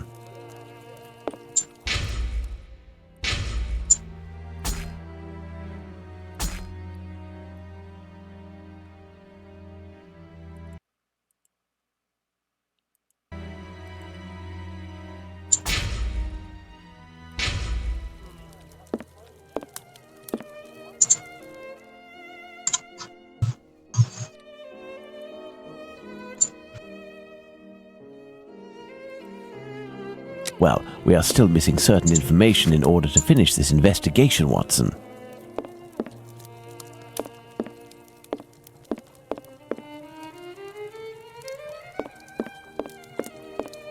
I need more information.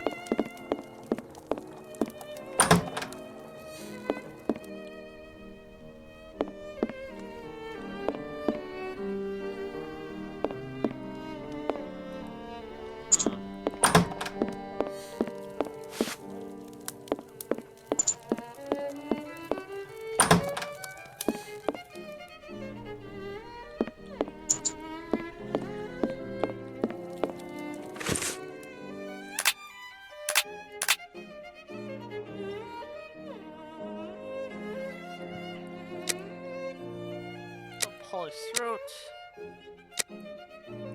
Ambidextrous.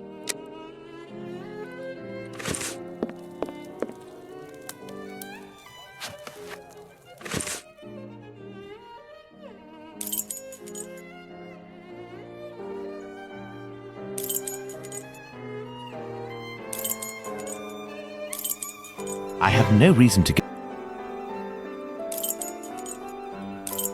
I have no reason to go that way. I have no reason. I have no reason.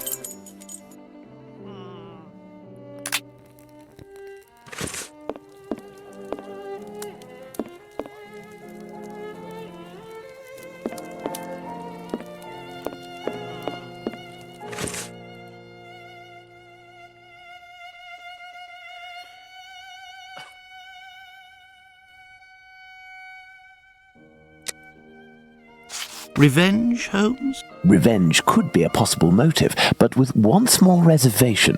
We have reason to believe that the victim considered her murderer to be a typical client.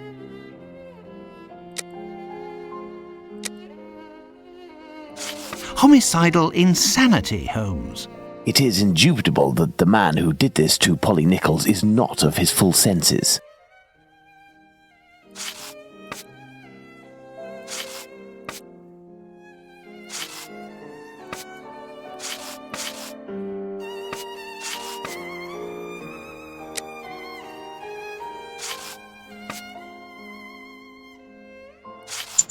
Homicidal insanity. It is indubitable.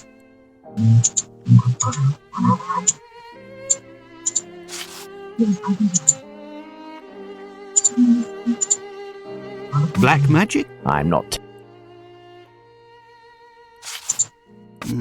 Theft, perhaps. I have a.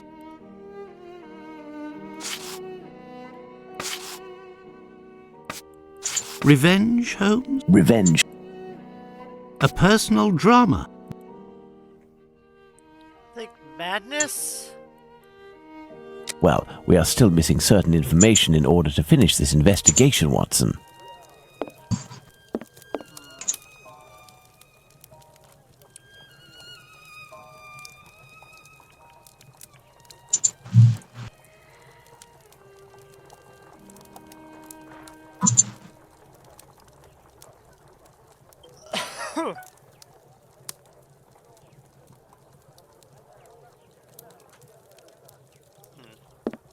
Well, we are still missing. Elementary. Very well, Watson. I think that we've exhausted the topic. Take a rest and we'll speak again later. Ah, it would seem that the investigation is advancing, Holmes. Yesterday's Star said that a suspect is in the hands of the police, a man with a rather sinister reputation. I was about to join you in your optimistic outlook until you informed me that the good news came from the press, Watson. But surely they wouldn't invent the fact that the police are holding a suspect, or the acts that are attributed to him. You will have an exact answer to these two questions in less than 50 seconds, Watson. Pardon? Enter, Inspector. Good day. Dear Watson, allow me to introduce Inspector Aberline, Inspector Dr. Watson. Inspector? To what do we owe the honour of your presence, Inspector? I heard that the two of you made your way to Whitechapel a few days ago. Your arrival, you are aware, coincides with a very serious affair which our police service is going to great lengths to solve and which is creating strong tensions in the area. Pardon me, but haven't you arrested someone? A certain Leather Apron? Absolutely not. The man who hides behind this name is indeed being actively searched for by the force. Besides, nothing at the moment suggests that he is the Bucks Row murderer. There, you've been enlightened, Watson. Now it is our turn to answer Inspector Aberline's questions. Indeed.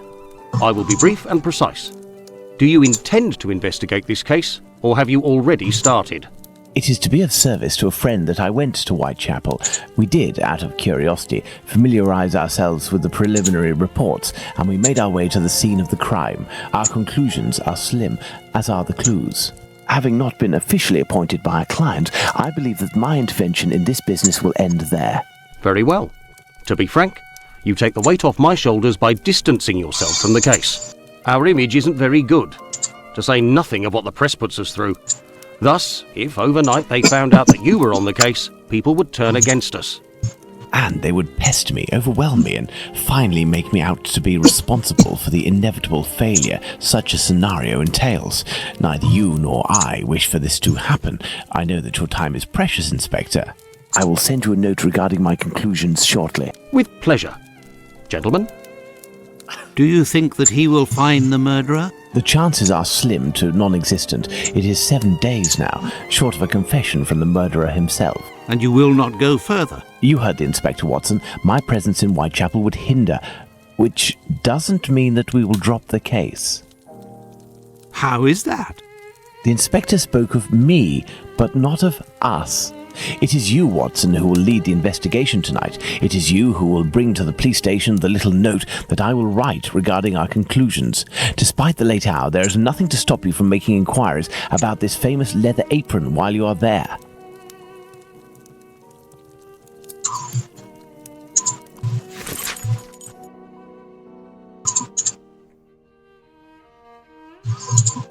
The Star London.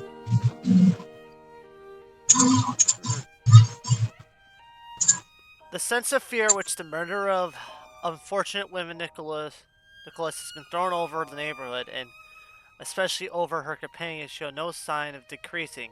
A number of street wonders are in nightly terror of the leather apron.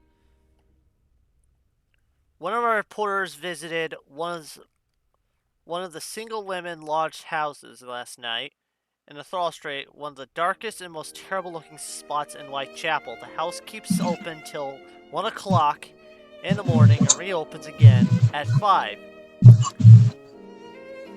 The house nightlies are 66 women who get their beds for 4D.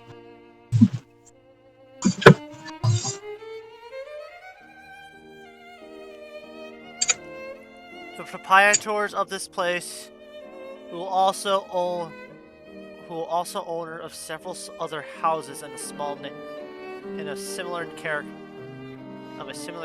in the neighborhood, told some gruesome stories of a man who's has now come to be regarded as the terror of the East End. The night after night, he said, had women come in a fainting condition after being knocked about by the leather apron. He himself would never be out in the neighborhood after 12 o'clock at night, except with a loaded revolver. The terror, he said, would go to a public house or a coffee room and peep through a window to see if there's a particular woman was there. He would then vanish, lie in wait for his victim at the convenient corner, hidden from the view of everyone. The police are making efforts to arrest him, but he is constantly changing his quarters. Some of the unfortunate women state that he is now one of the low slums in Bohor. One of them said that she saw him crossing London Bridge as stealthily as usual, with his head bent, his skimpy coat turned up about his ears, and looking as if he was if he were in a desperate hurry. The hunt for the leather apron begins in the earnest last evening.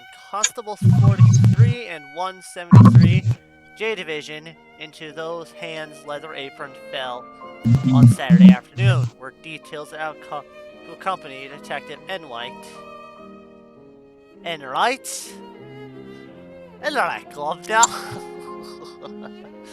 I was just cracking that joke for some reason. The J Division were in search of through all the quarters where the crazy Jew was most likely to be. Church streets.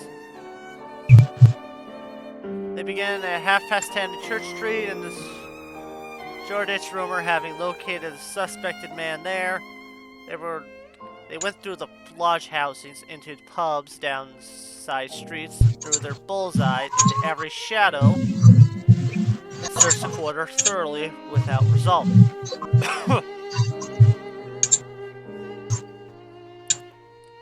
The hunt continued down in the Brick Lane neighborhood.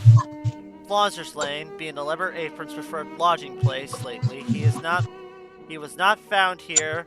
However, there was a search aware Correctional London Hospital, resulting in nothing. It is general belief that the man has left the district. The clue furnished by a woman who denounced the man on Sunday is a very unfortunate one. Her offer proved by the two women that Leather Apron was seen walking with the murder woman in Blaker's Row at 2 o'clock last Friday. A morning, is the most direct bit of evidence that has yet appeared. His conduct on Sunday was as usual. He never answers a question when it's to put him and only speaks under strong compulsion. Mike. The grocer in George Yard dwelt a long time last evening on this peculiarity. He knows Leather Apron very well and has known him for 6 years, and he is saying that man is unquestionably mad. And that anybody who met him face to face would know it. His eyes are never still, but they are never looks anybody in, are always shifting uneasily and never looks anybody in the eye. Leather Apron used to live in lodge housing around the corner from the grocery store and was turned out of there some months ago without an order not to return.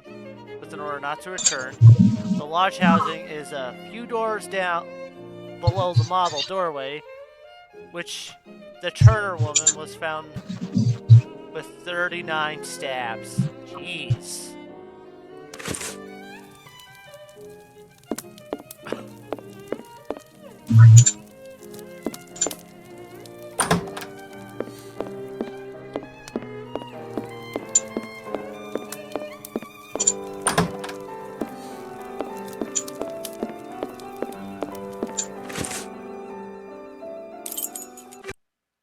Well, if I follow Holmes's instructions, then to begin my investigation into this Leather Apron, I must first head to the police station.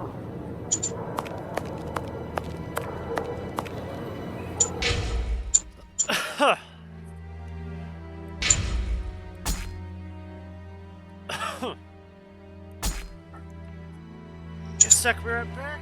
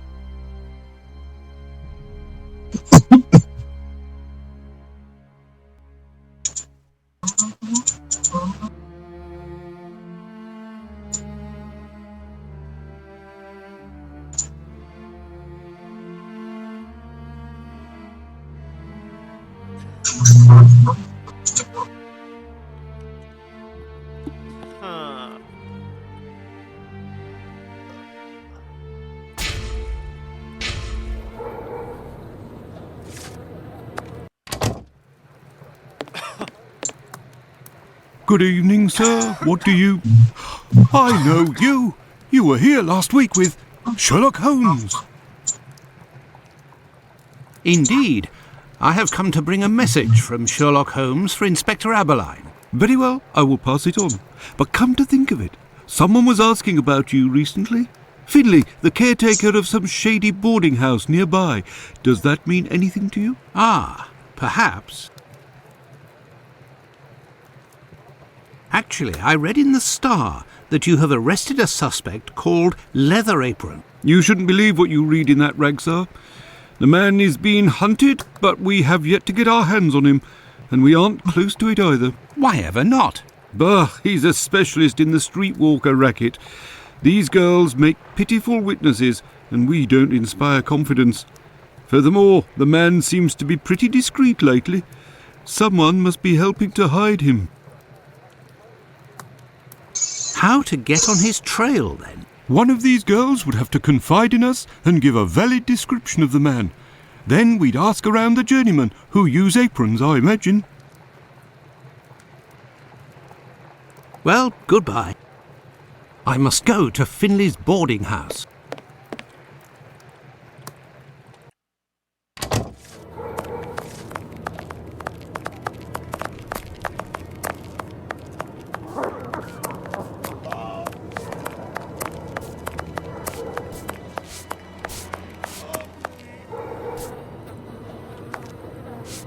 Good evening, Finley. Oh, good evening, sir. Aren't you the gentleman who was with the great detective the other time? That is indeed me, Dr. Watson. Tell me, Finley, I was told that you were looking for us at the police station. Indeed, I wanted to thank you for last time, you know. That vagrant has never set foot round mine again. I even found a tenant, one who pays his rent, I mean. You don't seem very happy, but you were lucky to have found a good tenant so quickly. It's just that this man is very strange. He paid several days in advance and I gave him a key to the place. Since then, he goes out every night and returns at ungodly hours. I'm sure he goes to visit the ladies, but still, every night. And when he moved in, something must have broken in his case and stank up the stairs in his room for 2 days. I think it was a jar. It must be over there. Tell me, have you heard talk of Leather Apron? By the papers, that's all. This man seems very sinister. Do you know any journeymen who use this type of apron? The slaughterhouse butchers, I believe, but definitely the cobblers. I know one, old Isaac Solomonovich. His workshop is on a small street in the Jewish community, across from the hospital. He's a good man. He can help you. But you know, the people there are very close and don't share much with non-Jews. Thank you, Finley. At your service, sir. This odour is very strong indeed, but the whole neighbourhood as such has a dreadful stench. Finley might have an idea as to what this jar had contained. What do you want, Doctor? You're right, the pieces of the jar that your tenant broke do give off a strange smell. It's true. That's quite normal given his trade. Yes, and what would the trade be of your strange tenant? A doctor, like yourself, I believe. Dr. Tumblety, a foreigner. Canadian, perhaps. Dr. Tumblety. It might be interesting to know more about him. Thank you, Finley. At your service, sir.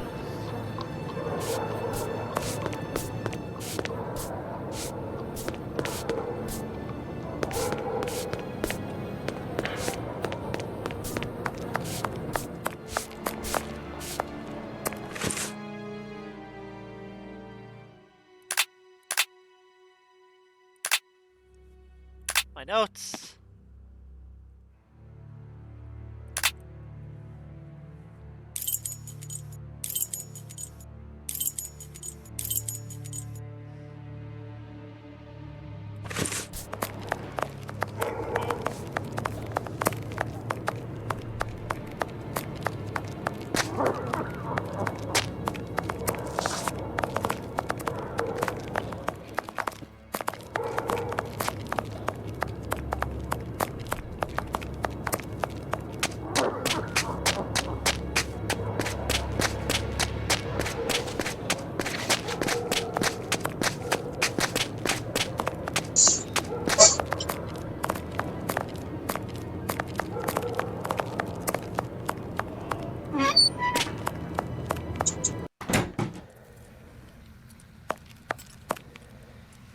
Good evening, Doctor. My name is Dr. Watson. Pleased to meet you. Good evening.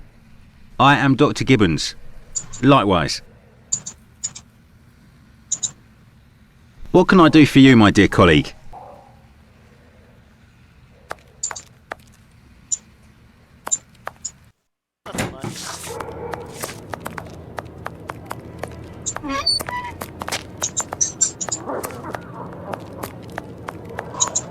A cobbler's shop.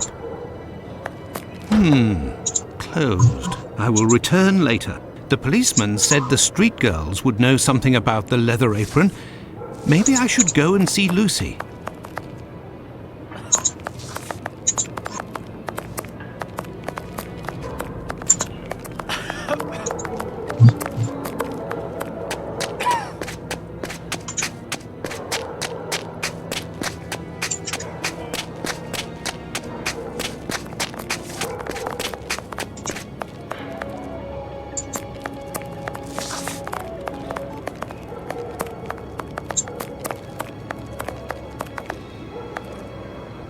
Oh, it's you. I'm coming. Dr. Watson, how are you? Well, and yourself? And how's your uncle? Oh, he sleeps a lot, but he doesn't seem to be suffering. Your medicine has worked wonders. Thank you again. It was the least I could do. I have come to see you about a certain leather apron. Have you heard of him? Oh, yes, of course. Terrible things are said about that man. Have you ever come across him? Goodness gracious, no. But I know that he has threatened and taken many girls in my situation. I don't know what more I can say, but Bella would be able to tell you some. Who is Bella? Bella Pullman. She's the landlady of the place where I could take you there if you like. Please do. It's me. It's Lucy. This gentleman would like to speak to Bella. It's the doctor who helped me. I must leave to return to my uncle. Thanks again.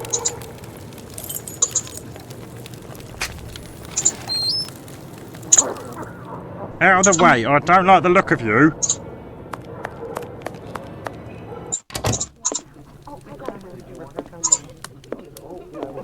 Can I get a refill, please? If you'd be patient, Madam Bella will arrive in a moment. Good evening. I am Dr. Watson. It is young Lucy who told me to come see you. Ah, so you're the Good Samaritan who saved her uncle without asking for anything in return. And now you've come to see me, no doubt, to explain that the poor little thing doesn't belong here, and you will see to her future. Well, if you expect me to let her leave with you... It's not that, ma'am. You should know I am a married man. And why should that matter? I believe there has been a misunderstanding. The reason that Lucy sent me here is that you may be able to give me some information about Leather Apron. Are you a doctor or a constable? I am most certainly a doctor, but I am acting in this matter in a private capacity, and I would like to find this man. Well, if you're able to rid us of him, I'll give you a week's worth of free passes. That man is a thorn in our sides. He spies on the girls in the streets and watches them inside the houses, spying through the windows. And as soon as they're finished with a client, he jumps on them without any warning and forces them to give him their money. I've never seen him, but one of my girls was attacked by this man, and she said that he wore a leather apron and carried a knife. And his face, oh, he has a horrible head, with rat's eyes and a deformed mouth. She even said that she knew his name, Pizer or Pizer, I think. But I don't know where she can be found. Margie, Nutcracker, the girl I'm talking about, could tell you more, but I had to let her go last week. Why did you let Margie go? The poor girl caught a shameful sickness, and the symptoms have attacked her face, if you know what I mean. So I gave her notice, and a little bit to help her along. I don't know where she is now, but she'll certainly be getting treatment at the clinic if she's still in the neighbourhood. Did you speak to the police? What would they do? Who cares about the girls in the streets? Would you have received a visit from another doctor, a stranger by the name of Tumblety? I'm just like you, Doctor, sworn to secrecy in my profession. But as I've taken a fancy to you, I can tell you that this name is not unknown to me. And if you do me a little favour, it is possible I might remember something about him. What kind of favour must I do for you? You see that man over there? He's a rich artist, a painter, a regular client round here. Well, yesterday, he came and left his cane in the umbrella stand in the hall before going into one of the rooms. Well, when he returned to this room, the cane had disappeared. It's a cane with a massive silver knob. Must be worth a fortune. He threatened to call the police unless he got free services in my establishment for a year. I'll be forced to accept, unwillingly, of course, given the services that he's demanding, unless the cane is found. Did you question the residents regarding the theft? They didn't see anything, and there's not one of them that would risk stealing from a client here. Who was in the room when your weasel of a client was in the chambers? There were a few that came and went, but Mary could tell you better than I can, because she was the one at the counter yesterday. Thank you, ma'am. No problem, my angel.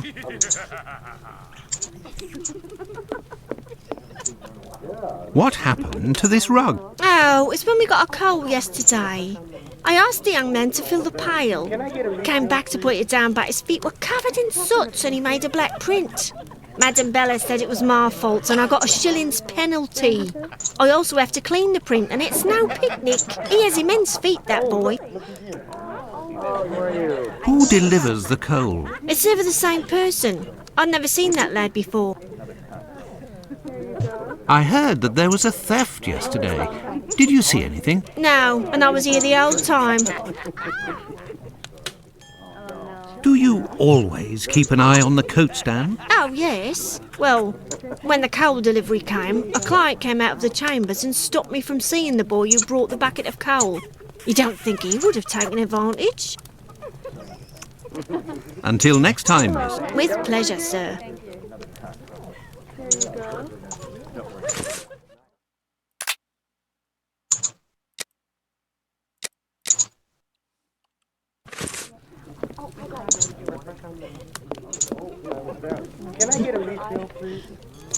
Yes, Dr. Watson? Thank you, ma'am. No problem, my angel.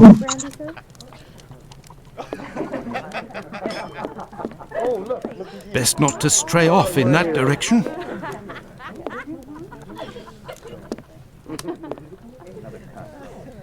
Good evening, sir. Good evening, my dear man. I was led to believe that you're a doctor. None of the residents of this establishment are among my patients, sir. Oh, you're not here as a doctor, but as a man, then. I understand. This is my kind of place, too. It's in these houses in Whitechapel that you find the girls that are the most natural and definitely the most docile. Your way of speaking about these women is not that of a gentleman, sir. I heard that you were the victim of a robbery here. Oh, I'm not complaining. The loss of that walking stick will certainly bring me a very pleasant compensation. What does your cane look like? The stick is ebony, about 35 inches long. The round knob is made from chiseled silver with a ring around the middle of the same workmanship, just like the tip for that matter. If you find it, don't tell a soul. Keep it for yourself. Got it? Well, goodbye, sir. Goodbye. Or until next time. And good evening.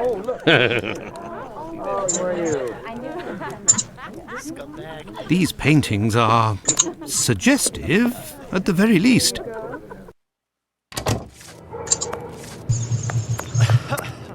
Out of the way, I don't like the look of you.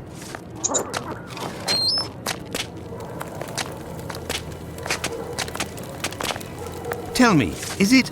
Now time to chat, I've got business, got it?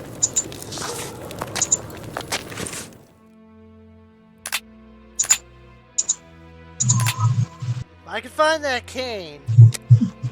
I might have a decent lead.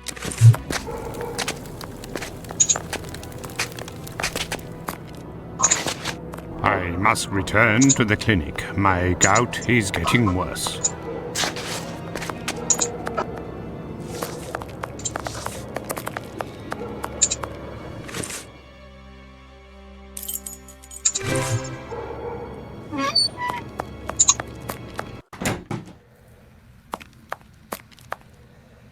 What can I do for you, my dear colleague?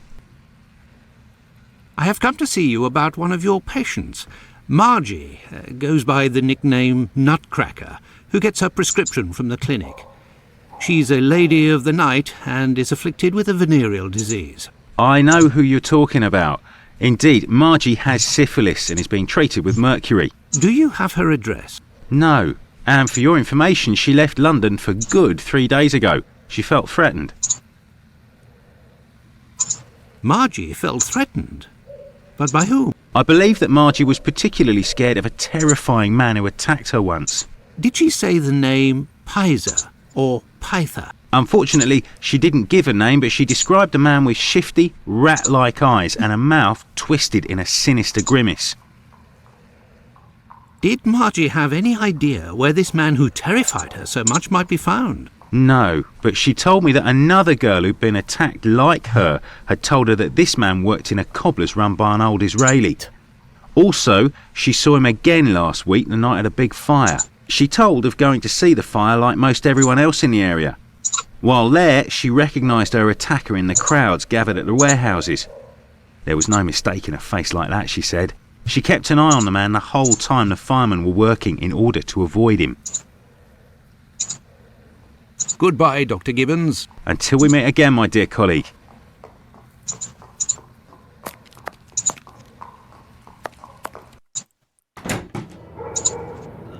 This interview with the doctor revealed an important fact.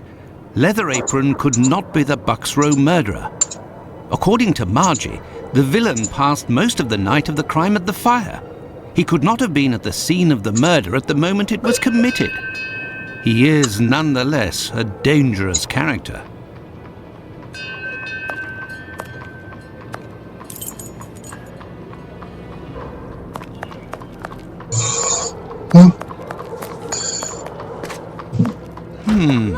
Closed.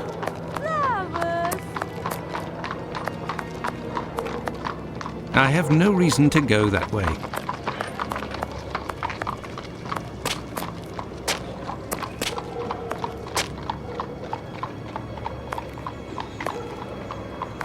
I have nothing to ask.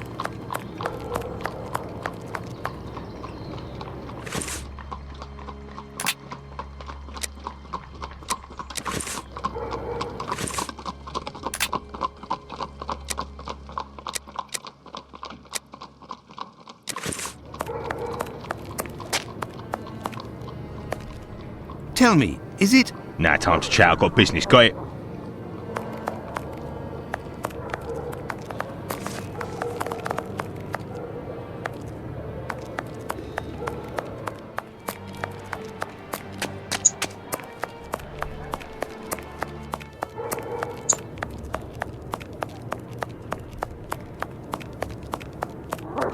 I have no reason to go that way.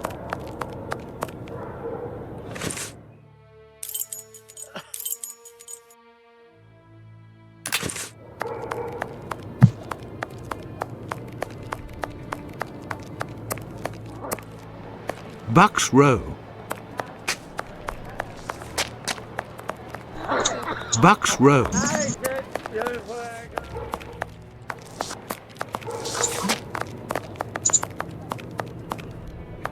Whitechapel Street.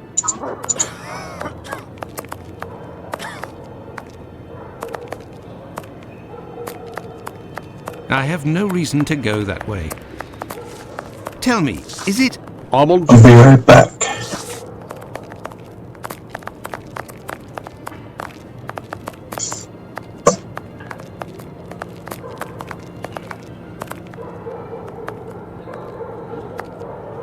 Hot tater, sir.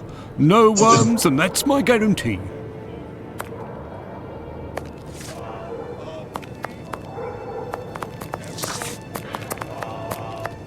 beholder. Taste that, it'll liven you up more than the clinic, and not nearly as dangerous. I have no reason to go that way.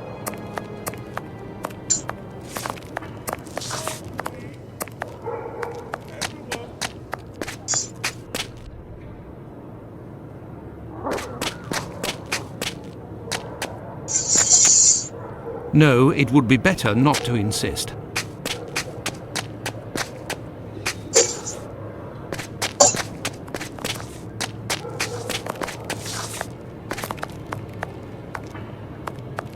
I have no reason to go that way. I'm more interested in the case of the missing cane.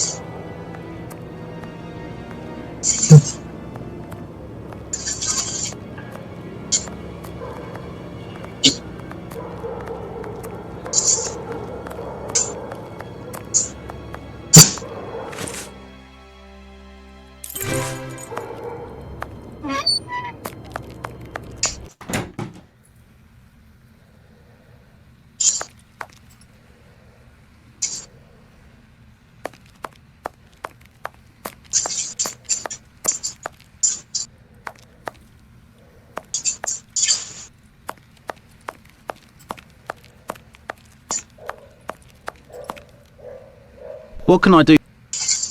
Goodbye, Dr. Gibbons. Until we meet again.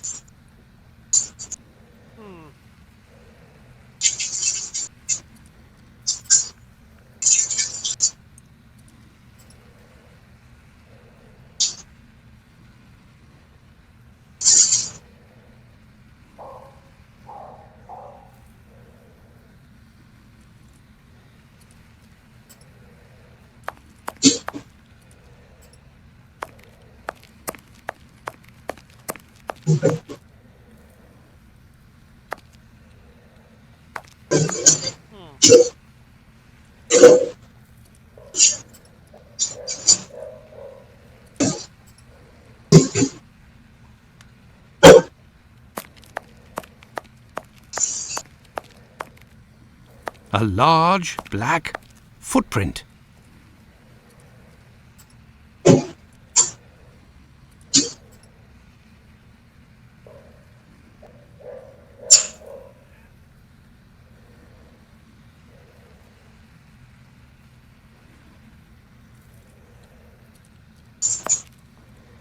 What can I do for you?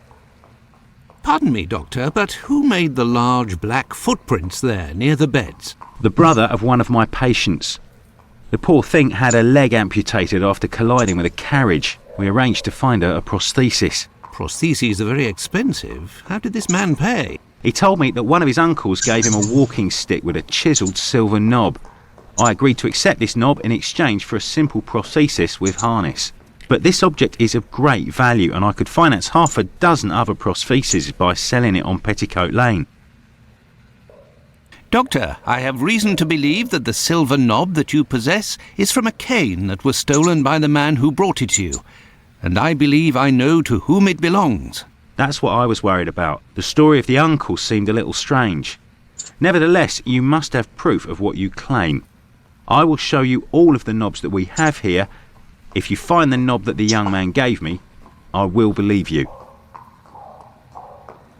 So be it, but something is bothering me. I will need a complete cane, not just a knob. Don't worry, dear chap, build one. I can loan you some tools. Make use of the odds and ends in my cupboard. It'll help get rid of it. Well, I shall try. I will have to remember the description that Sickert gave. Goodbye, Dr. Gibbons. Until we meet again, my dear colleague.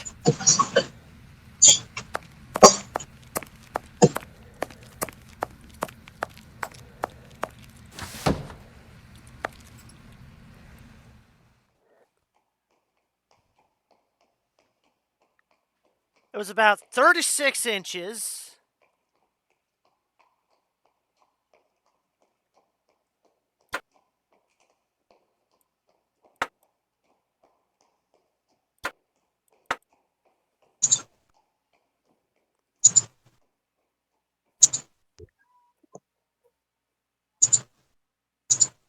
Howdy. Hi. Hello. I noticed that Seth's playing Sherlock Holmes. Versus Jack the Ripper. Yeah. I've also meaning to ask about that version of Jack.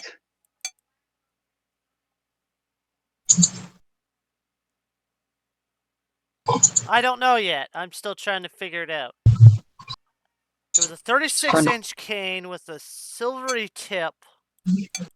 That much I know. Mm-hmm. Sounds like a werewolf hunter. Oh no, he goes after specifically after prostitutes. Werewolf prostitutes. No. This happened in the 1800s. Yeah.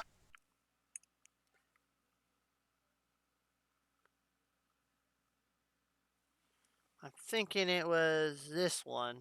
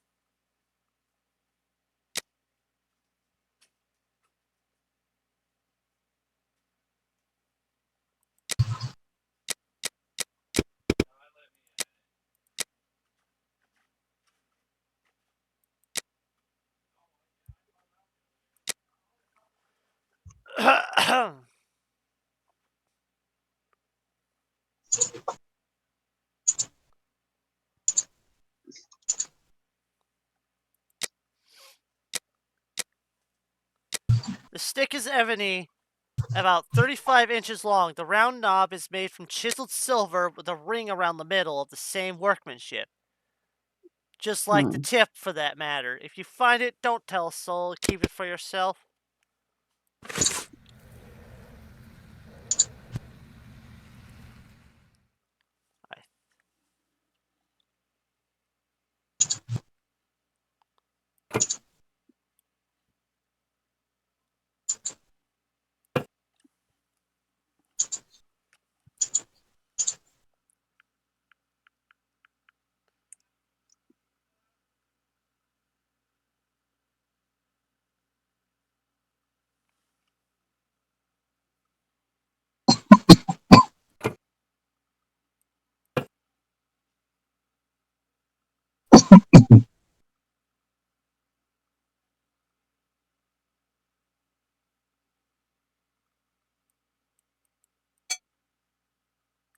There, all done.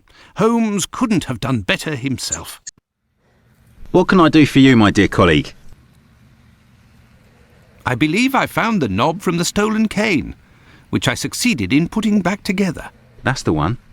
And yet I cannot give it to you, Doctor. I will only return it to the police, and only if there is an official complaint against me. Would there be a way to convince you to give me the cane? Find me a dozen solid adjustable harnesses for wooden leg prostheses, and it's yours, Doctor. Goodbye, Dr. Gibbons. Until we meet again, my dear colleague.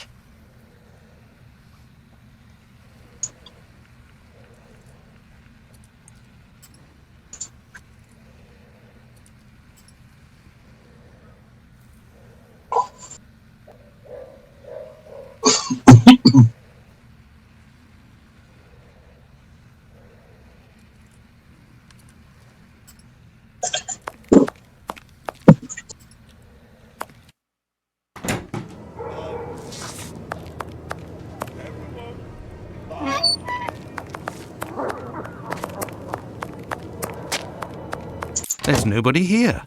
How very odd.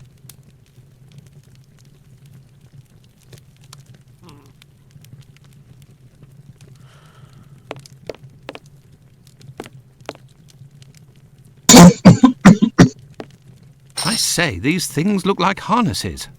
Oh my, they are noisy. Good evening, sir. Pardon the interruption. The door was open. I didn't think that I would find anyone working at this hour. Good evening, sir. I didn't hear you come in. Say, those things that made noise, they are really harnesses, aren't they? Yes, horse harnesses. But I must tell you, sir, that the store is normally closed at this hour. That is why I've asked you to return tomorrow. I didn't come about my shoes. I came to speak of a cobbler, perhaps one of your former employees? A man with very particular habits. You aren't with the police by any chance? I'm sorry, but I do not want to speak of anything but shoes with you. I am not a policeman. I am Dr. Watson. It's Mr. Finlay, who told me that you might be in a position to inform me. Ah, that Mr. Finlay is a very brave man. And if he sent you, then you must certainly be a worthy man also. So, Doctor, who is this cobbler with strange habits? The man of whom I speak is called Pizer or Pyther, a man with a frightening face. Do you know him? Yes, John Pizer. He worked here for a while, but he is no longer here. Do you know where I can find him? No, and if you look, you will not find him. Why? Because he is in hiding, Doctor. You see, a week ago, a horrible murder took place in the neighborhood. A rumor circulated that he might have been responsible for this crime. They say he has quarreled with women of certain virtue in the past, if you understand me. Isaac, it is about the Bucks Road case that I have come to see you. I have the certitude and an incontestable witness that Pizer is innocent, at least of this crime, although he has attacked a number of street women. If he doesn't come forward to explain himself to the authorities, he is condemned to hiding and to take the fall for this case. Furthermore, it will cast suspicions on your community because they must be hiding him. And while the whole police force is hunting for him, they cannot concentrate on the real assassin who roams the streets and, one never knows, may take any one of you any day. If what you say is true, your visit is a godsend to our community, Doctor. I tell you something. I know Sergeant Dick, an honest policeman who lives in the area. I'll tell John's family that he must go there to explain himself.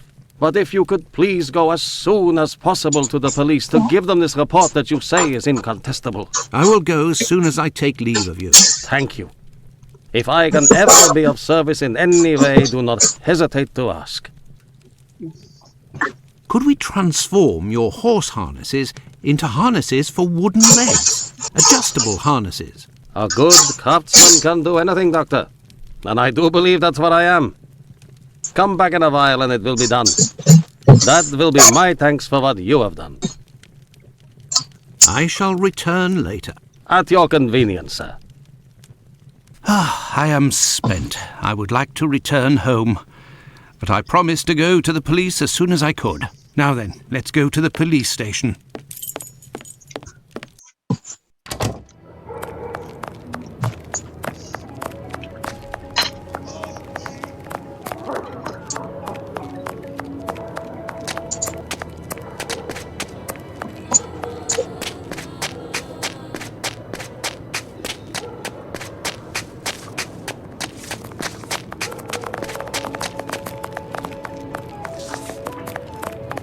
someone playing? Hey, Salt, are you messing around with the casino thing in the game? What casino thing? I can't remember what the darn thing's called.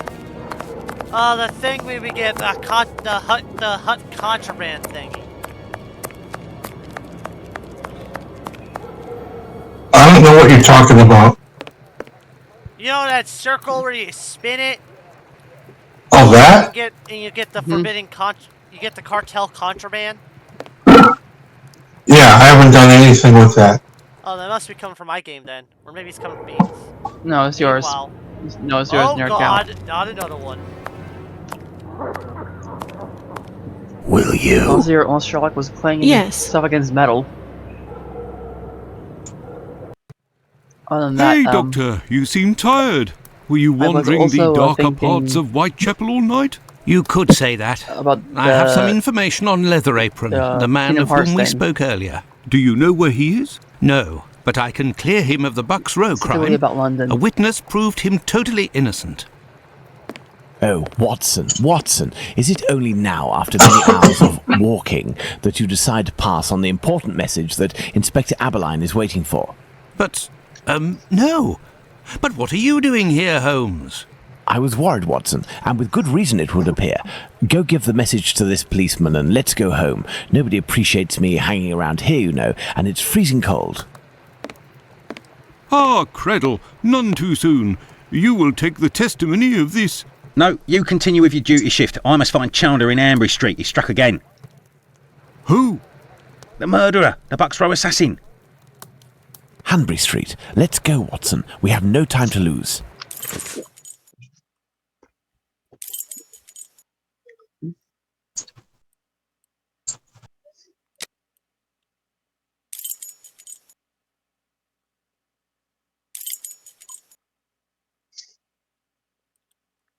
I have no reason to go that way.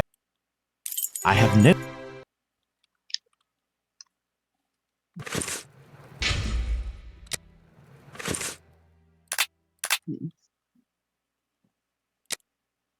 I have no reason to go that way.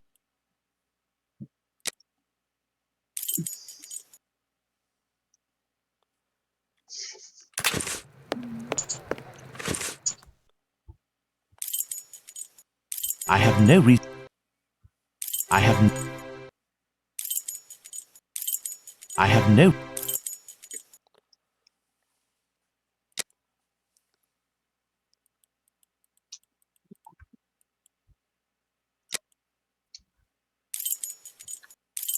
Hanbury Street. Let's go, Watson. We have no time to lose.